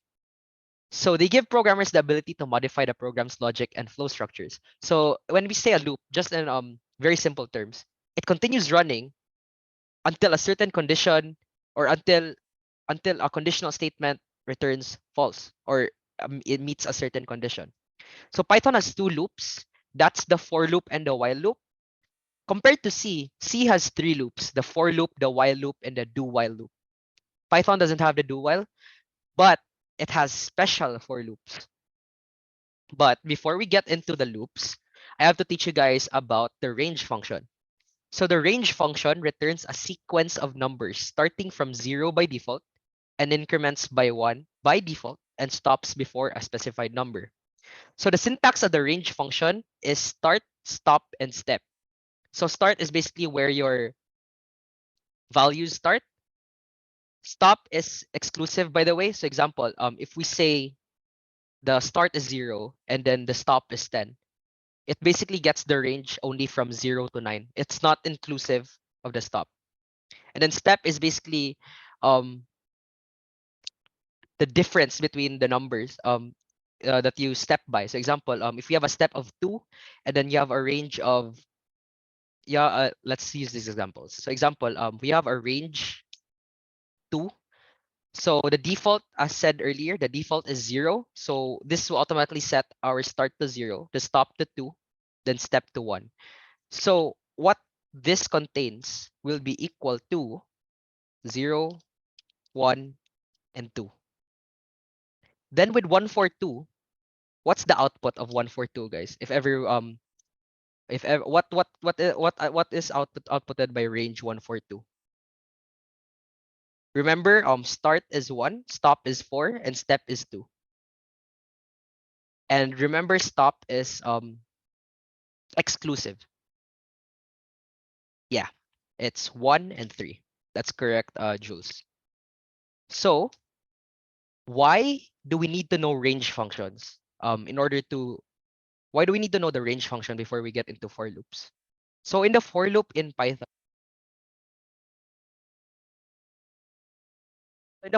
Python, um, we use the range function to specify up to what iteration we'll run to. So if I do this in C, remember example, let's declare a counter here. So if I wanted to print if I wanted to print all the numbers from 0 to 10, we have to do this, right?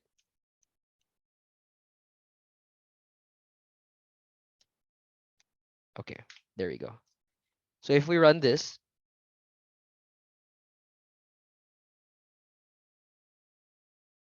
hold on, my bad. Okay, there we go. So with C, you had to implicitly declare you had to have a variable that would be set to your start. This will be your stop, and this is your step. In Python, you can just use the range function. So if we have a function, if we have a for loop here for I, you use the in. This is the syntax, by the way, for I in range, then with a range syntax. So if we say for I in range 2, what would be the output of this?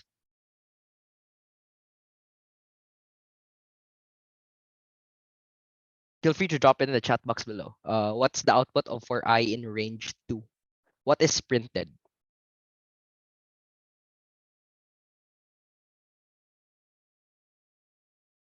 Okay, Casey and Jules, Wayne says 0 and 1. Let's run it. Okay, that's correct, 0 and 1. How about if I modify it and have 1 for 2? What is the output? What is the output this time? 1 and 3. So yeah, that's correct, guys. So basically, the range function is just equal to this one in C. This is your start, this is your stop, and this is your step. But in this case, I find it more intuitive with the range function here, since it's very concise and it's very straightforward. So you'll know this is your start, this is your stop, and this is your step. Now let's move on to the second one, looping over an iterable. So for element and iterable, it executes the code inside the loop on the length of the iterable. So let's explain that. I can explain that better with this one. So for letter in GDSC, it sounds like English, right? So for letter in GDSC, print letter. What is going to be the output here? without me even running it, what do you think would be the output of this one? For letter in GDSC, print letter. Any ideas? Yes, correct. Casey and Wayne. That will output GDSC. So why does that work? So our strings are iterables, guys, in Python. So basically, if you remember in C, a string is just an array of characters. So it carries over, that concept carries over to Python. So let's go ahead and draw how I would visualize this. So let's say I have a string with G, D, S, C. So we have a variable named letter that traverses over GDSC, right? So let's type letter here. Letter. Okay. So for every loop iteration, for example, for letter in GDSC, it starts at G. So we print G. It's currently at G. Now for the next iteration, it moves it to D. So now D gets printed. Next iteration, S. Then the last iteration is C, because it runs over the length of the iterable, right? The length of the iterable is only up to the last character, which is C. So that's why it outputs GDSC. If I change it to my name, like for example, Zach, it does the same thing, ZACH. So this is the thing that I find very cool in Python. You don't even have to know the length of an array anymore to I mean, not an array, but the length of an iterable to iterate over it. In C, you really had to know, like for example, if you wanted to traverse over an array, you really had to check for your stop, because that you have to stop at the length of the array. In this case, it does it automatically for you. It's very convenient when you iterate over lists, iterate over strings. So it's very convenient. So now with a while loop, pretty much with a while loop, it's pretty much the same as C. So for example, we have a variable named x equal to 4. So a while loop repeats until a Boolean condition is met. So we have a while loop here that runs as long as x is greater than 0. So when we print x and x gets decremented every iteration, what's going to be the output of this, guys?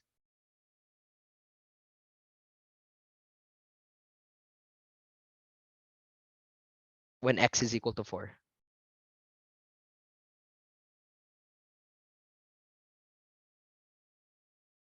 Okay, Wayne says 4, 3, 2, 1. Let's see if that's correct. Let's run it. Okay, so it's correct. The output of the program is 4, 3, 2, 1, because basically how it does it is it checks for x first. So is x, so example, we're at 4. So is 4 greater than 0? Yes. So print x, then decrement x. So x becomes 3 in the next iteration. So is 3 greater than 0? Yes. So print x. So that prints 3. Then x gets decremented again, which becomes 2.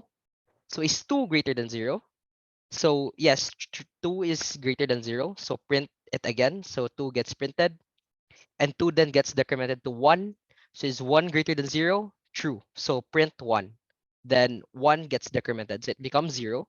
So the last iteration checks. 0 is 0 greater than 0? No. So it doesn't run the code inside it and the program ends. So is that clear to you guys? The for loops and the while loops? Any questions, especially with the new concept of just iterating over over an iterable like a string? Any other questions?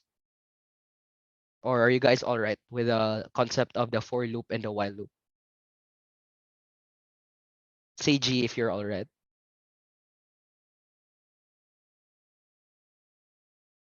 Sige. That's good to know. So for the in order to demonstrate the power of Python is to let's calculate the sum of numbers from 1 to 10 using a loop. So how would we do this in C? So I'll demonstrate how we do this in C. Let's just go over it fast. So in sum, we would initialize an integer called sum to 0. Then let's initialize our counter. So we want to sum all the numbers from 1 to 10. So we have a for loop that runs from 1 to 10 with a step of 1. Then we add to sum I. We add to the sum every iteration, we add to sum the value of I. Then let's print out the value. So the sum of numbers from 1 to 10 is %d sum. So when we run that, we're going to get a value of 55. So that's correct. The sum of values from 1 to 10 truly is 55. So let's do it in Python. So same thing. We initialize we can't use sum, by the way, because sum is there's a function called sum in Python. So let's just rename it to answer. So let's initialize a variable called answer to 0. Then let's loop over the numbers from 1 to 10 with a step of 1. So that would be for I in range 11. Why would I use 11 here, guys? Why not 10? Do you know why?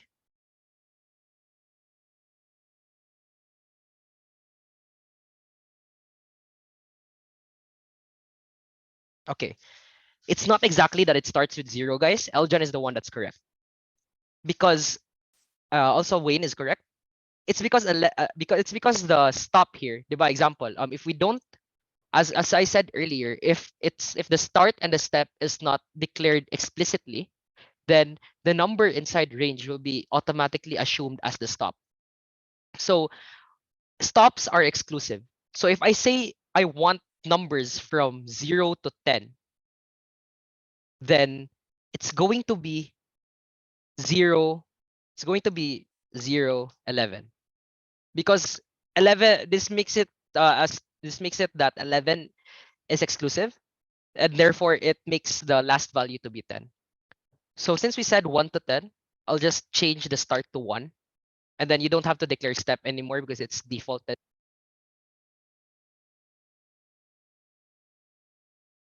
to 1. So now, like, we can go ahead and add to answer our value of I, which is the same as what we did in C. We just added I to sum. Then let's print out the answer. So with an F string, so let's just go ahead and copy the string we did in C. Answer.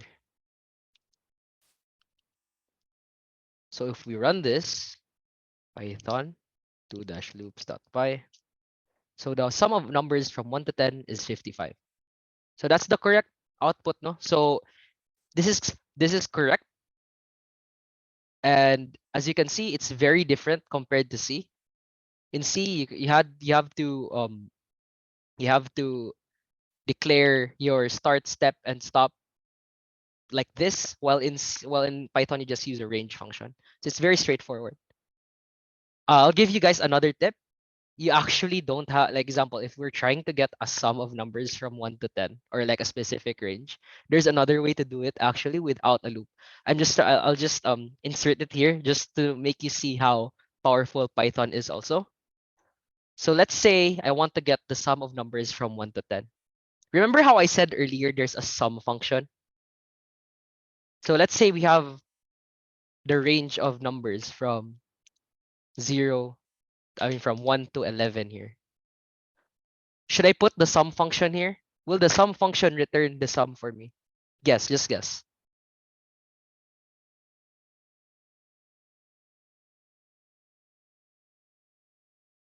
56. 55. Yeah, that's correct, Jules.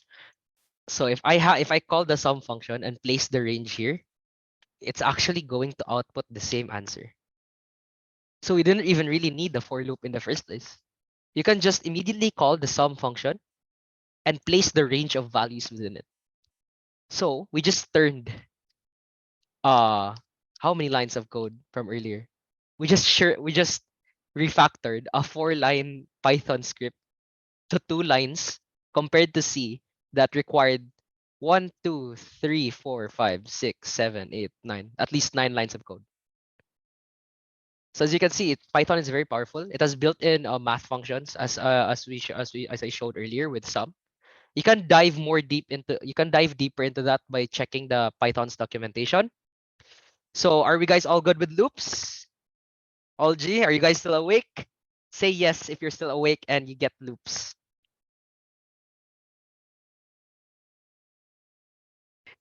So thanks for the feedback, guys. So I really love loops in Python. As you can see, I'm a really huge fanboy of Python. So um, I love how it's very intuitive. So now let's get into what makes Python special. This is the last topic, guys.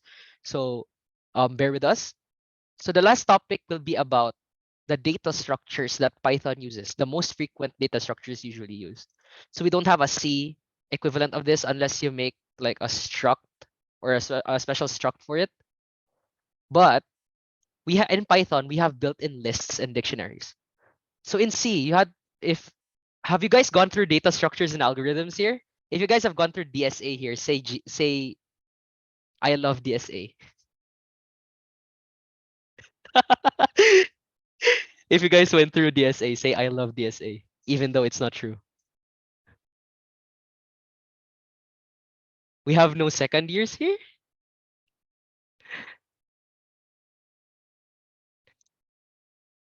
Does 1 year Ma'am Peña count?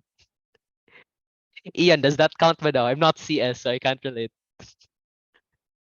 It depends, but no, I don't think so. Okay, so we have a lot of people who've gone through data structures and algorithms here. So in San Carlos, we actually take up DSA with C. So it's hell. But in Python, it does it for you. It's already built into the language. You don't even have to create a new structure for a list. So you just have to call it. You just have to instantiate an instance of list. So let's go ahead and demonstrate it. So lists are equivalent to an array in C or a linked list. However, what makes it different is that the data types do not need to be the same. So if we have JavaScript developers here, who have used JavaScript, or those who have joined in on our previous study jams, especially with web development, JavaScript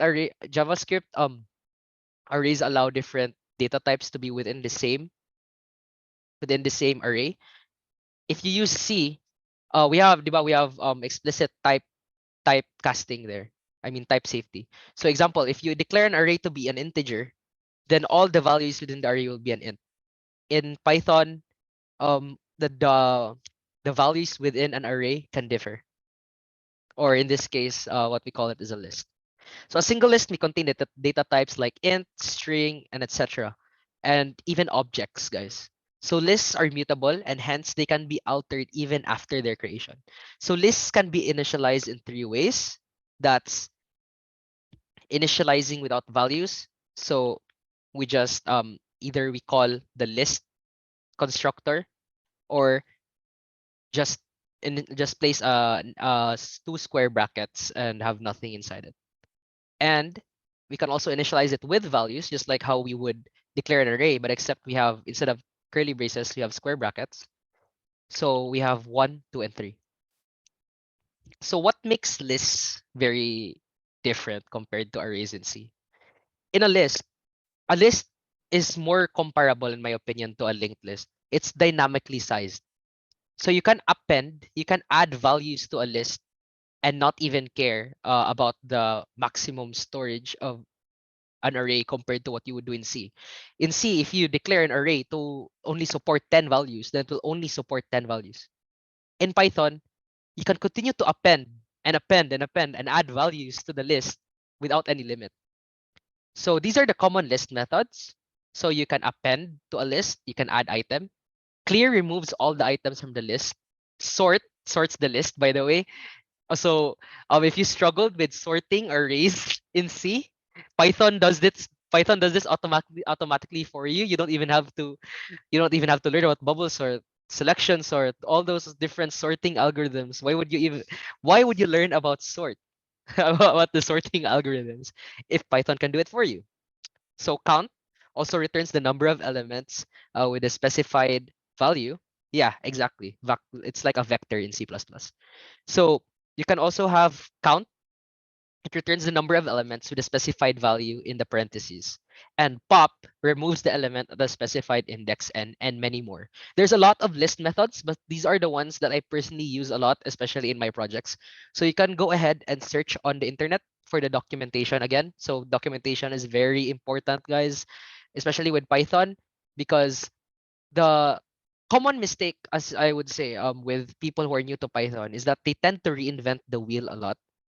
So like example, um, if we have a built-in sort method, why would you implement a manual sort method by yourself?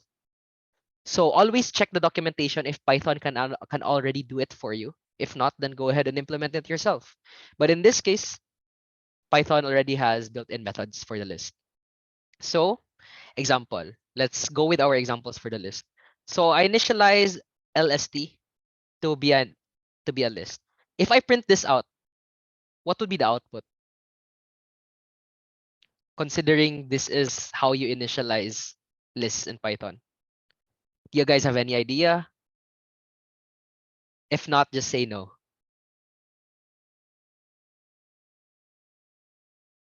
Okay, I understand since it's a very new concept. So if I run this, it's just gonna print an empty list. So it's basically just equal to this one.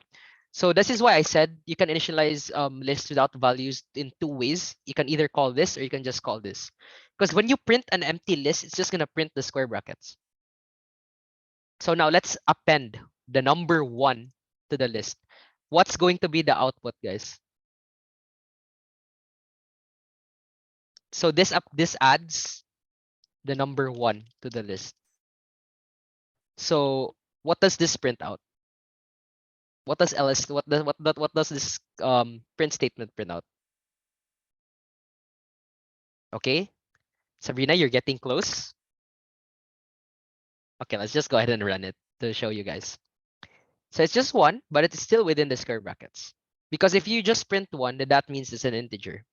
But in this case, number 1 is an integer, but it is stored in a list. So we have to, when you print out the list, it's going to print the values within it, including the square brackets.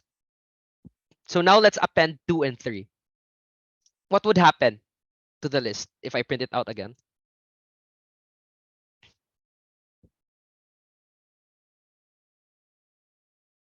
Okay, Wayne says 1, 2, 3. Casey says 2, 3. Sabrina says 1, 2, 3 without commas. So let's run it. So Wayne is correct. It's the values that are they're comma separated and within the square brackets. So it's 1, 2, 3. So now let's clear. Let's call the clear method, as said earlier. Clear method removes all the items from the list. So when I print LST, what's going to be the output?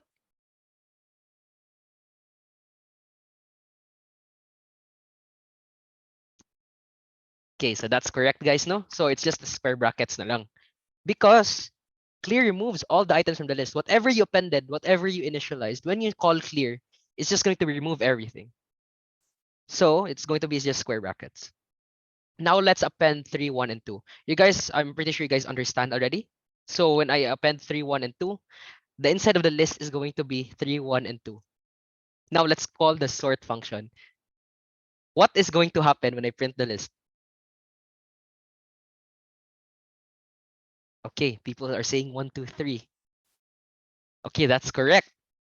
So this is another thing, by the way. So it only sorts it ascending. So it only sorts ascending. If you want to sort it in descending order, this is what you do. You just add a parameter to the sort method. You say reverse equals to true. So now that I said that now that I explicitly said that reverse is true in the sort method. Now that I run it, now when I run it, it's going to output 3, 2, 1. So it's very convenient. You don't have to create multiple lines of for loops and especially with bubble sort, you don't have to do it manually. So you just call that sort and it's going to sort the iterable for you. So it's very convenient. So don't you agree, guys? When I first got into Python, I honestly tried to implement sort manually. Then I saw that sorting can actually be done automatically, and it's pretty much changed my life there because it pretty much made me it made implementation faster for me. So now that we know that sort can be done,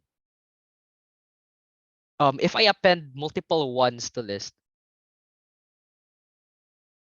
so it's going to output 3, 2, 1, 1, 1, 1, 1. Yes, it can sort strings also. It pretty much sorts um everything inside the iterable. So with strings, it sorts it according to um string comparison, as what Ian explained earlier with Unicode. So yeah, sa ASCII or Unicode, sana that's correct. So with with the dot count method, what do you think will be the output if I count the number of ones in the list? Sabrina says 4. Okay, she says 5. She took it back. What's the answer, guys? I'll run it in 5, 4, 3, 2, 1. Okay. So yeah, that's correct. You can also count the number of um occurrences of a certain element within a list by using just dot count. So you don't have to loop over you don't have to loop over the array anymore and add like to a certain variable the amount of occurrences. You can just immediately call dot count. For example, if I want the number of occurrences for 3, outputs 1. If I want 2, it outputs 1. So if I place 10,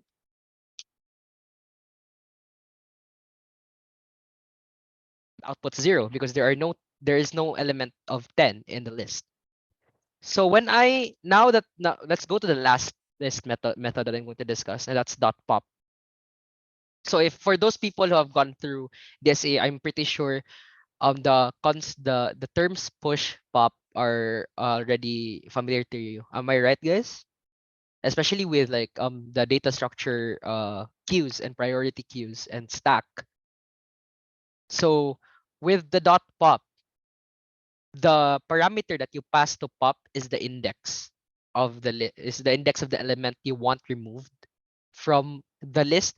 So if clear removes all of the elements, here you specify the index of the element that you want removed. So let's say I indicated here 0. What element is going to be removed from this list?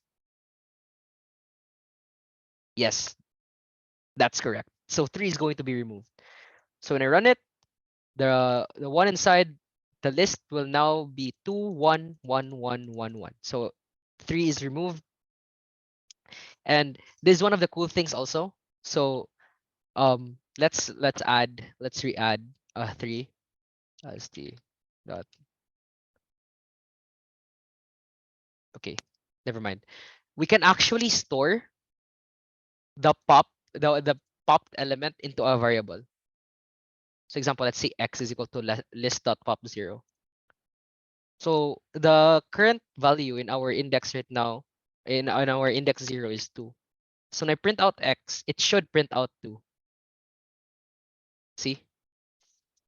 So any index that you pass over here, as long as it's valid, for example, let's go over the length. Let's say 10. Let's pop 10. Will it work? No, because we're way over the index of the list. Because the list only has 1, 2, 3, 4, 5. 5 elements remaining after we pop 2 and 3. So it's understandable, guys, right? Are you guys all G with the concepts of appending, clearing, sorting, counting, and popping a list? Or do you have any questions?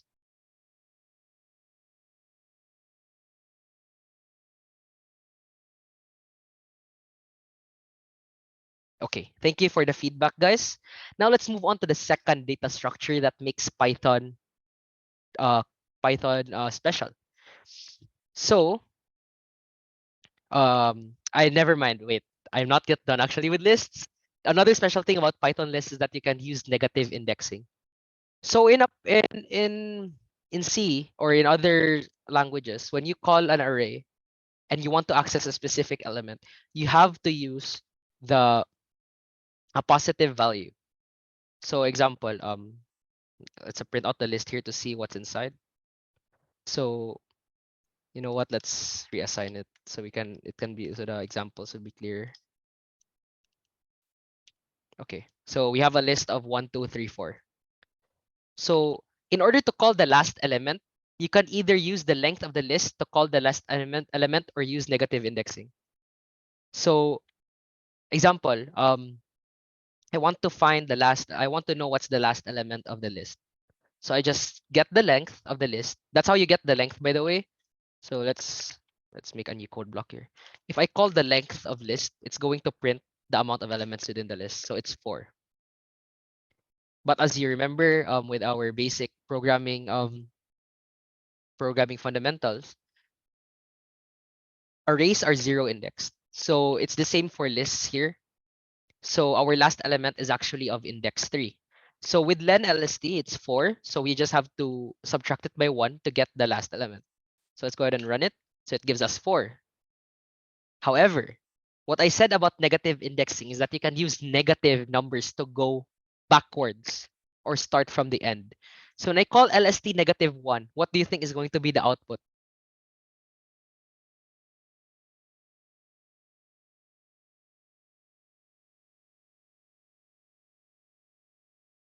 Okay, last element.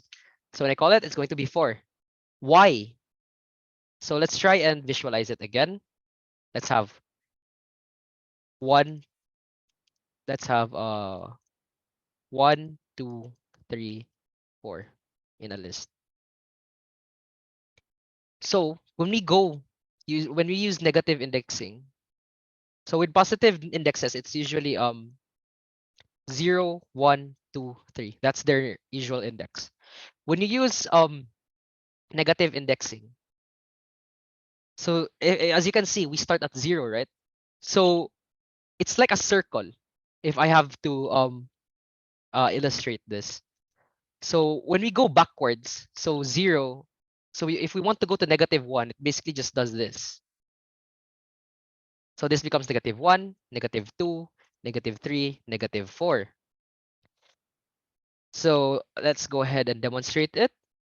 So if we have -5, it goes back in a circle again. So it becomes -5, -6, -7, -8. So lists here are circular. So when I print LST -5, hold on, never mind. I got it wrong. So it's actually it's only up to -4. So when I call -4, it should print out the first and it should print out the first element. There we go. So it's only up to the first circle. So when you go from 0, it goes to -1, -2, -3, and -4. Doesn't go beyond it. My bad. So when you do negative indexing, it's very useful since you don't have to know the length of the list anymore. You don't have to calculate for the length. You can just go immediately to using negative indexes. So any questions about negative indexing? Or are you guys all right? Say G if you're all right with negative indexing.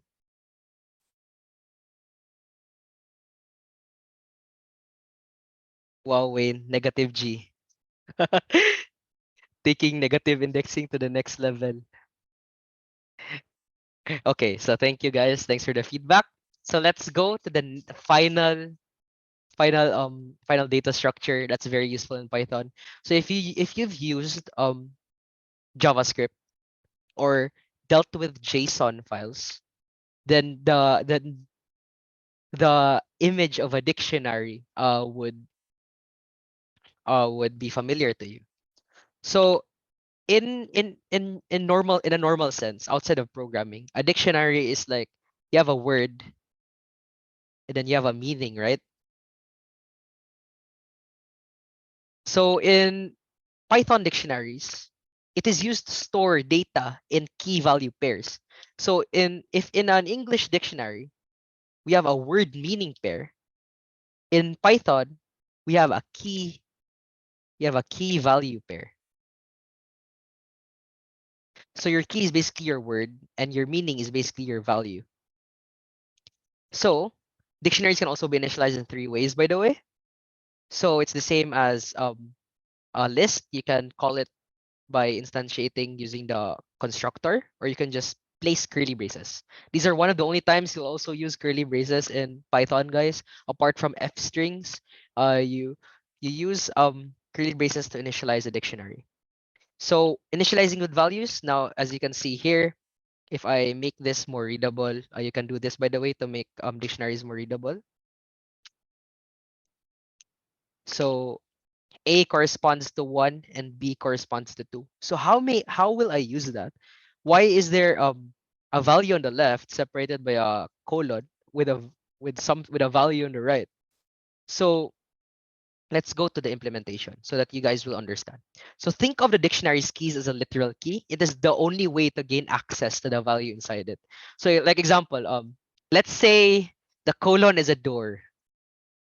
The only way you'll get past, the only way, let's say the value is hidden behind the colon. Let's just do some figurative language here. In order to get to the value, you have to use your key. So your keys here are A and B, and your values are 1 and 2. So the syntax to add values to a dictionary is the dictionary name inside square brackets key is equal to value. For example, I'll initialize a dictionary here, and then we'll have the key called name and have my name, Zach.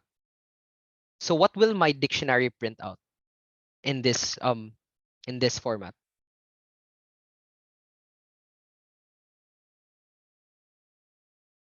What would the key value pair look like for this one, guys? Drop it in the chat if you guys know.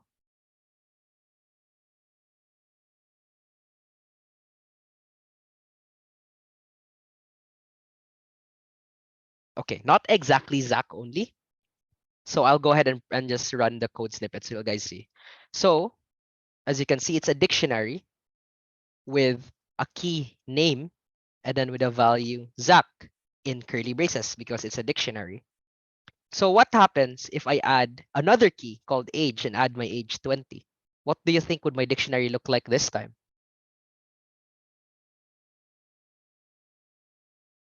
I'll give you guys 10 seconds to give me the output of this code snippet. 10, 9, 8, 7, 6, 5, 4, 3, 2, 1. Okay. So actually Philip got it the closest. Okay, Wayne got it. Wayne got it correctly, but with a slight typo. Yeah, okay, you see it. So when I print it out, there's going to be name Zach and age 20, comma separated, by the way. As you can see, even with my prettier formatting, it's still comma separated. Now, why is there no quotations around my 20? Correct, Sab. So 20 is an integer. So because I did not place a string there, I did not place it as a string. I placed it as an integer. So therefore, it gets stored as an integer within the key of age. So you can also access the value of a specific key by indexing the dictionary just as you would a list. So in a list, the way you would call a value, right, is using its index. But instead of passing a number in the brackets, you pass a key. So if I print my dict age, what would be the value?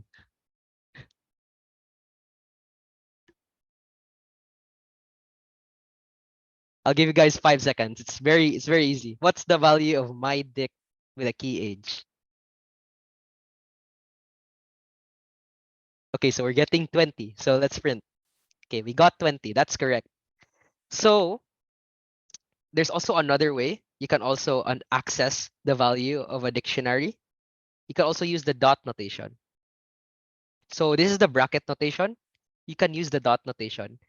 Keep in mind, you can only use the dot notation if the key has no spaces, like has no am I right, Ian? You can access using dot notation, right, with dictionaries? I haven't tried personally, but I think you're confusing it with JavaScript. Let's try.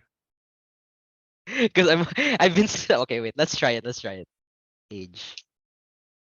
Oh, never mind. I think we just need the keys, Jude. I think I mixed it up with JavaScript. I'm sorry guys. I've been studying JavaScript. How would you do it, Bri?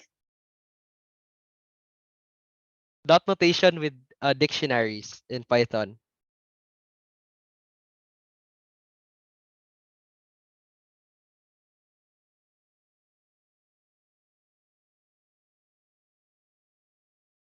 You know what? Just to stay safe, just use the bracket notation. That's what I use most of the time also. So when I print my dict name, what's going to be the output, guys?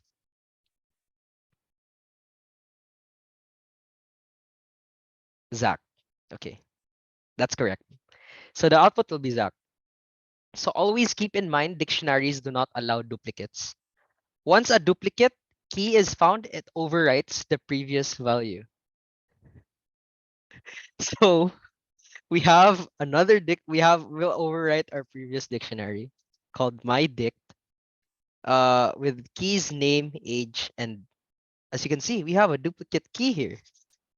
So what do you think will be outputted if I print name? Will it be Zach? Will it be 20? Or will it be cute GDSC lead?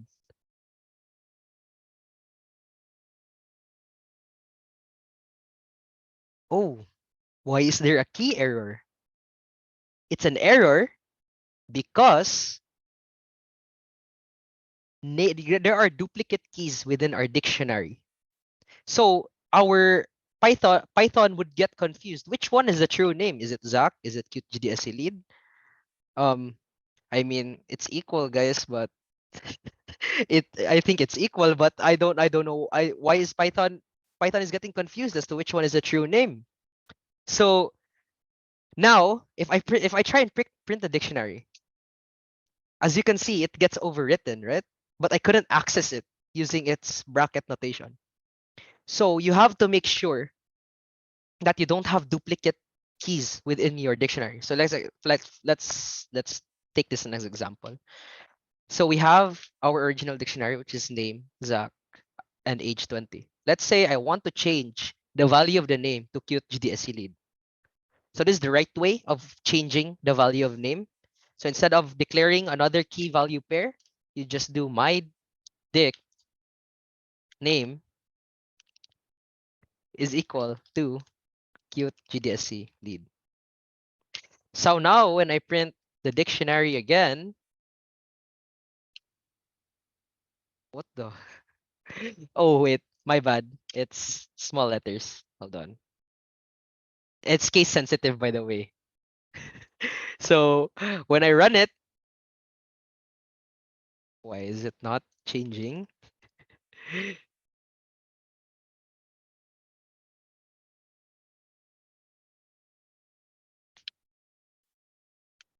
Okay, there we go. Now it's overwritten. So it's case sensitive, by the way. Always keep in mind the cases.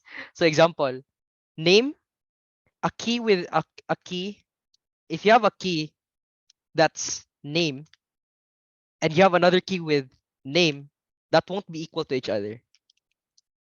That name capitalized N is not equal to small letter n.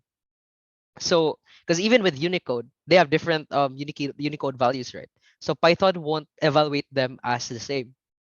So you have to use a certain standard when it comes to declaring a key in Python. Usually what I do is just use all small letters, and if I need spaces, I will use underscores. So like example, I'll give you a case here. I want to add a key to my dictionary called course and year. So I use underscores there, and I'll add BS Computer Engineering 2. So now when I print my dictionary again, there will be an additional key called course and year with a string called BS Computer Engineering 2. So overall, lists and dictionaries really make your life in Python way easier. I think with lists, the way that it makes it easier is that with the implementation of the methods, I think the methods really changed my life. Um, you don't have this is the benefit with higher level languages. Everything is just abstracted to methods now. You don't have to do it manually.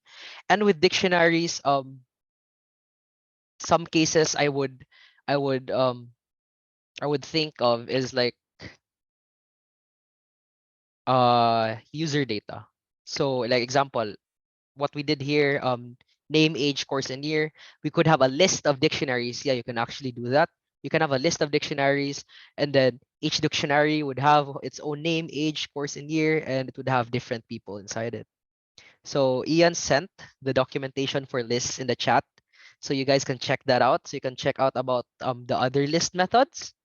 So let's do an activity. So make a list of even numbers using a loop from 1 to 10 and sort them in reverse order. So let's go back to our for loops. So for I in range 1, 11, then let's actually declare a list here. So let's just append since it asks us to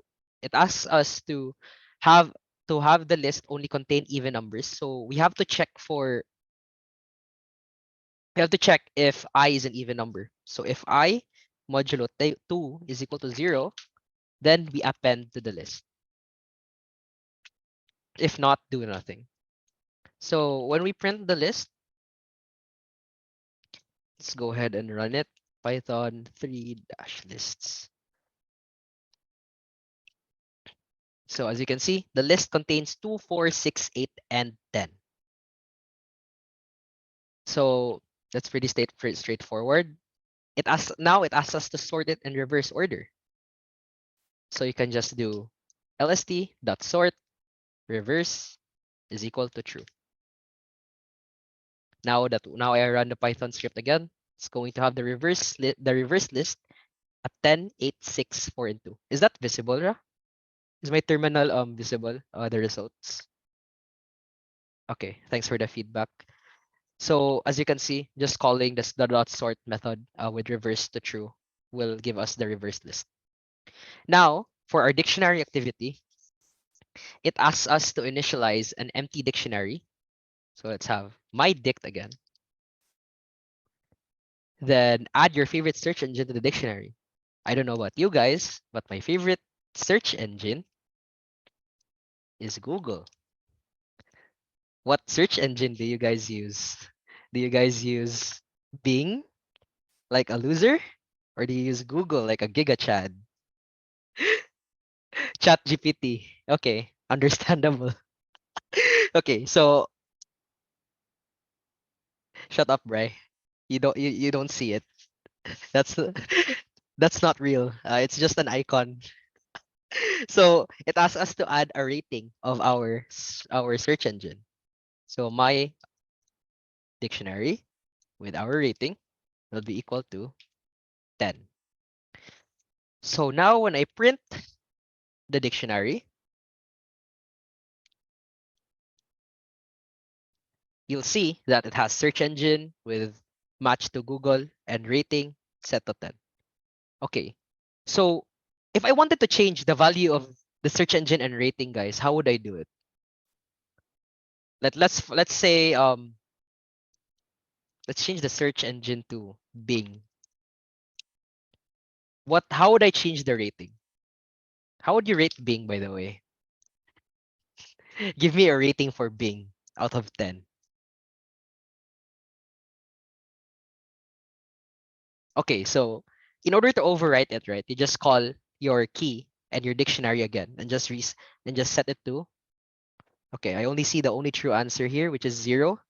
So my underscore dictionary rating is equal to 0. So let's print my dictionary again. Then let's run program. So you can see it changed from Google and 10 to Bing and 0. So that's pretty much it for the basics of lists and dictionaries. We can go much deeper into that, but we're way over our time now. So I hope you guys understood about the concepts of lists and dictionaries. Those two are very powerful data structures in Python. You have to really take advantage of them, especially when you start out with your own, especially when you start your own Python projects. So are you guys all G with lists and dictionaries na? Is it all clear? Say um Jury Guapo in the chat if you understand.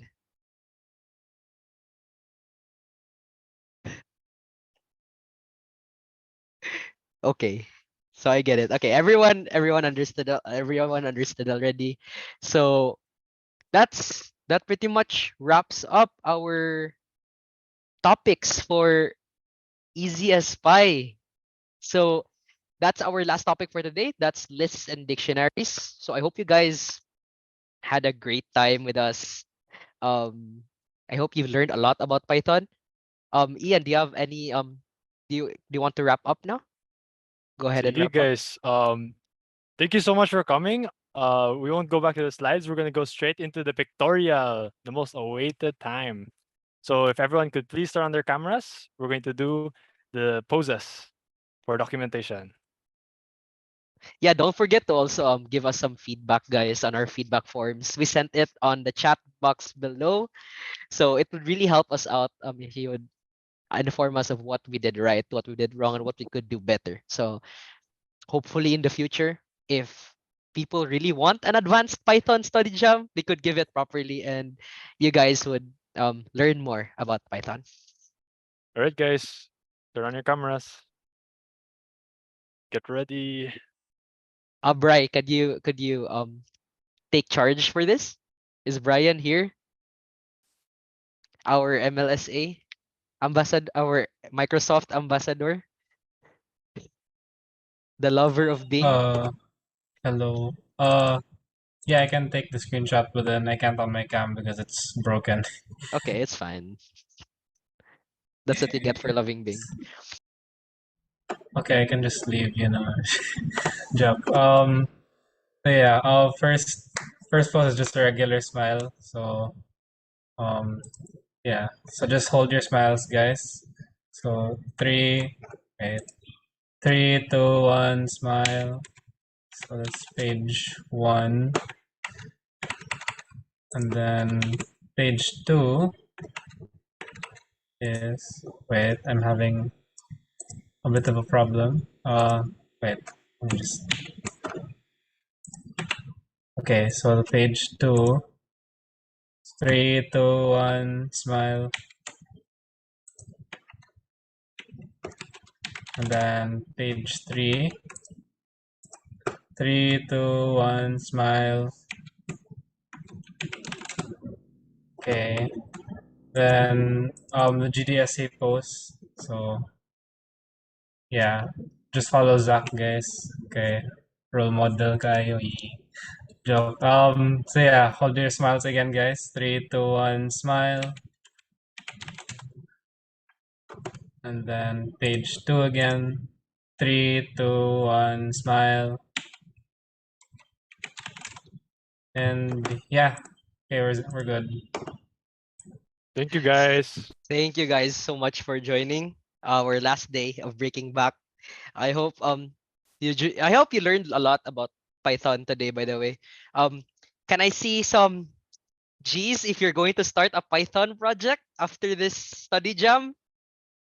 Let's go. Let's see some more but we need to see some more Python projects because Python is not taught in San Carlos. So let's start the Python revolution, guys. My dick G. Let's go. So thank you so much for guys joining our study jam. We really appreciate it. We hope you guys learned a lot. Don't forget to leave us some feedback so that we'll know how to how we'll improve and how will give us how we will improve our future study jams, especially now that we're actually planning to go face to face soon. So by the way, in suggestions and comments, please let us know, by the way, guys, if you want an advanced Python study jam. Advanced Python study jams will probably deal with let's do it like this. In suggestions, let us know if you want an advanced Python study jam, and in comments, if there's any branch of Python you want to specialize in, let us know.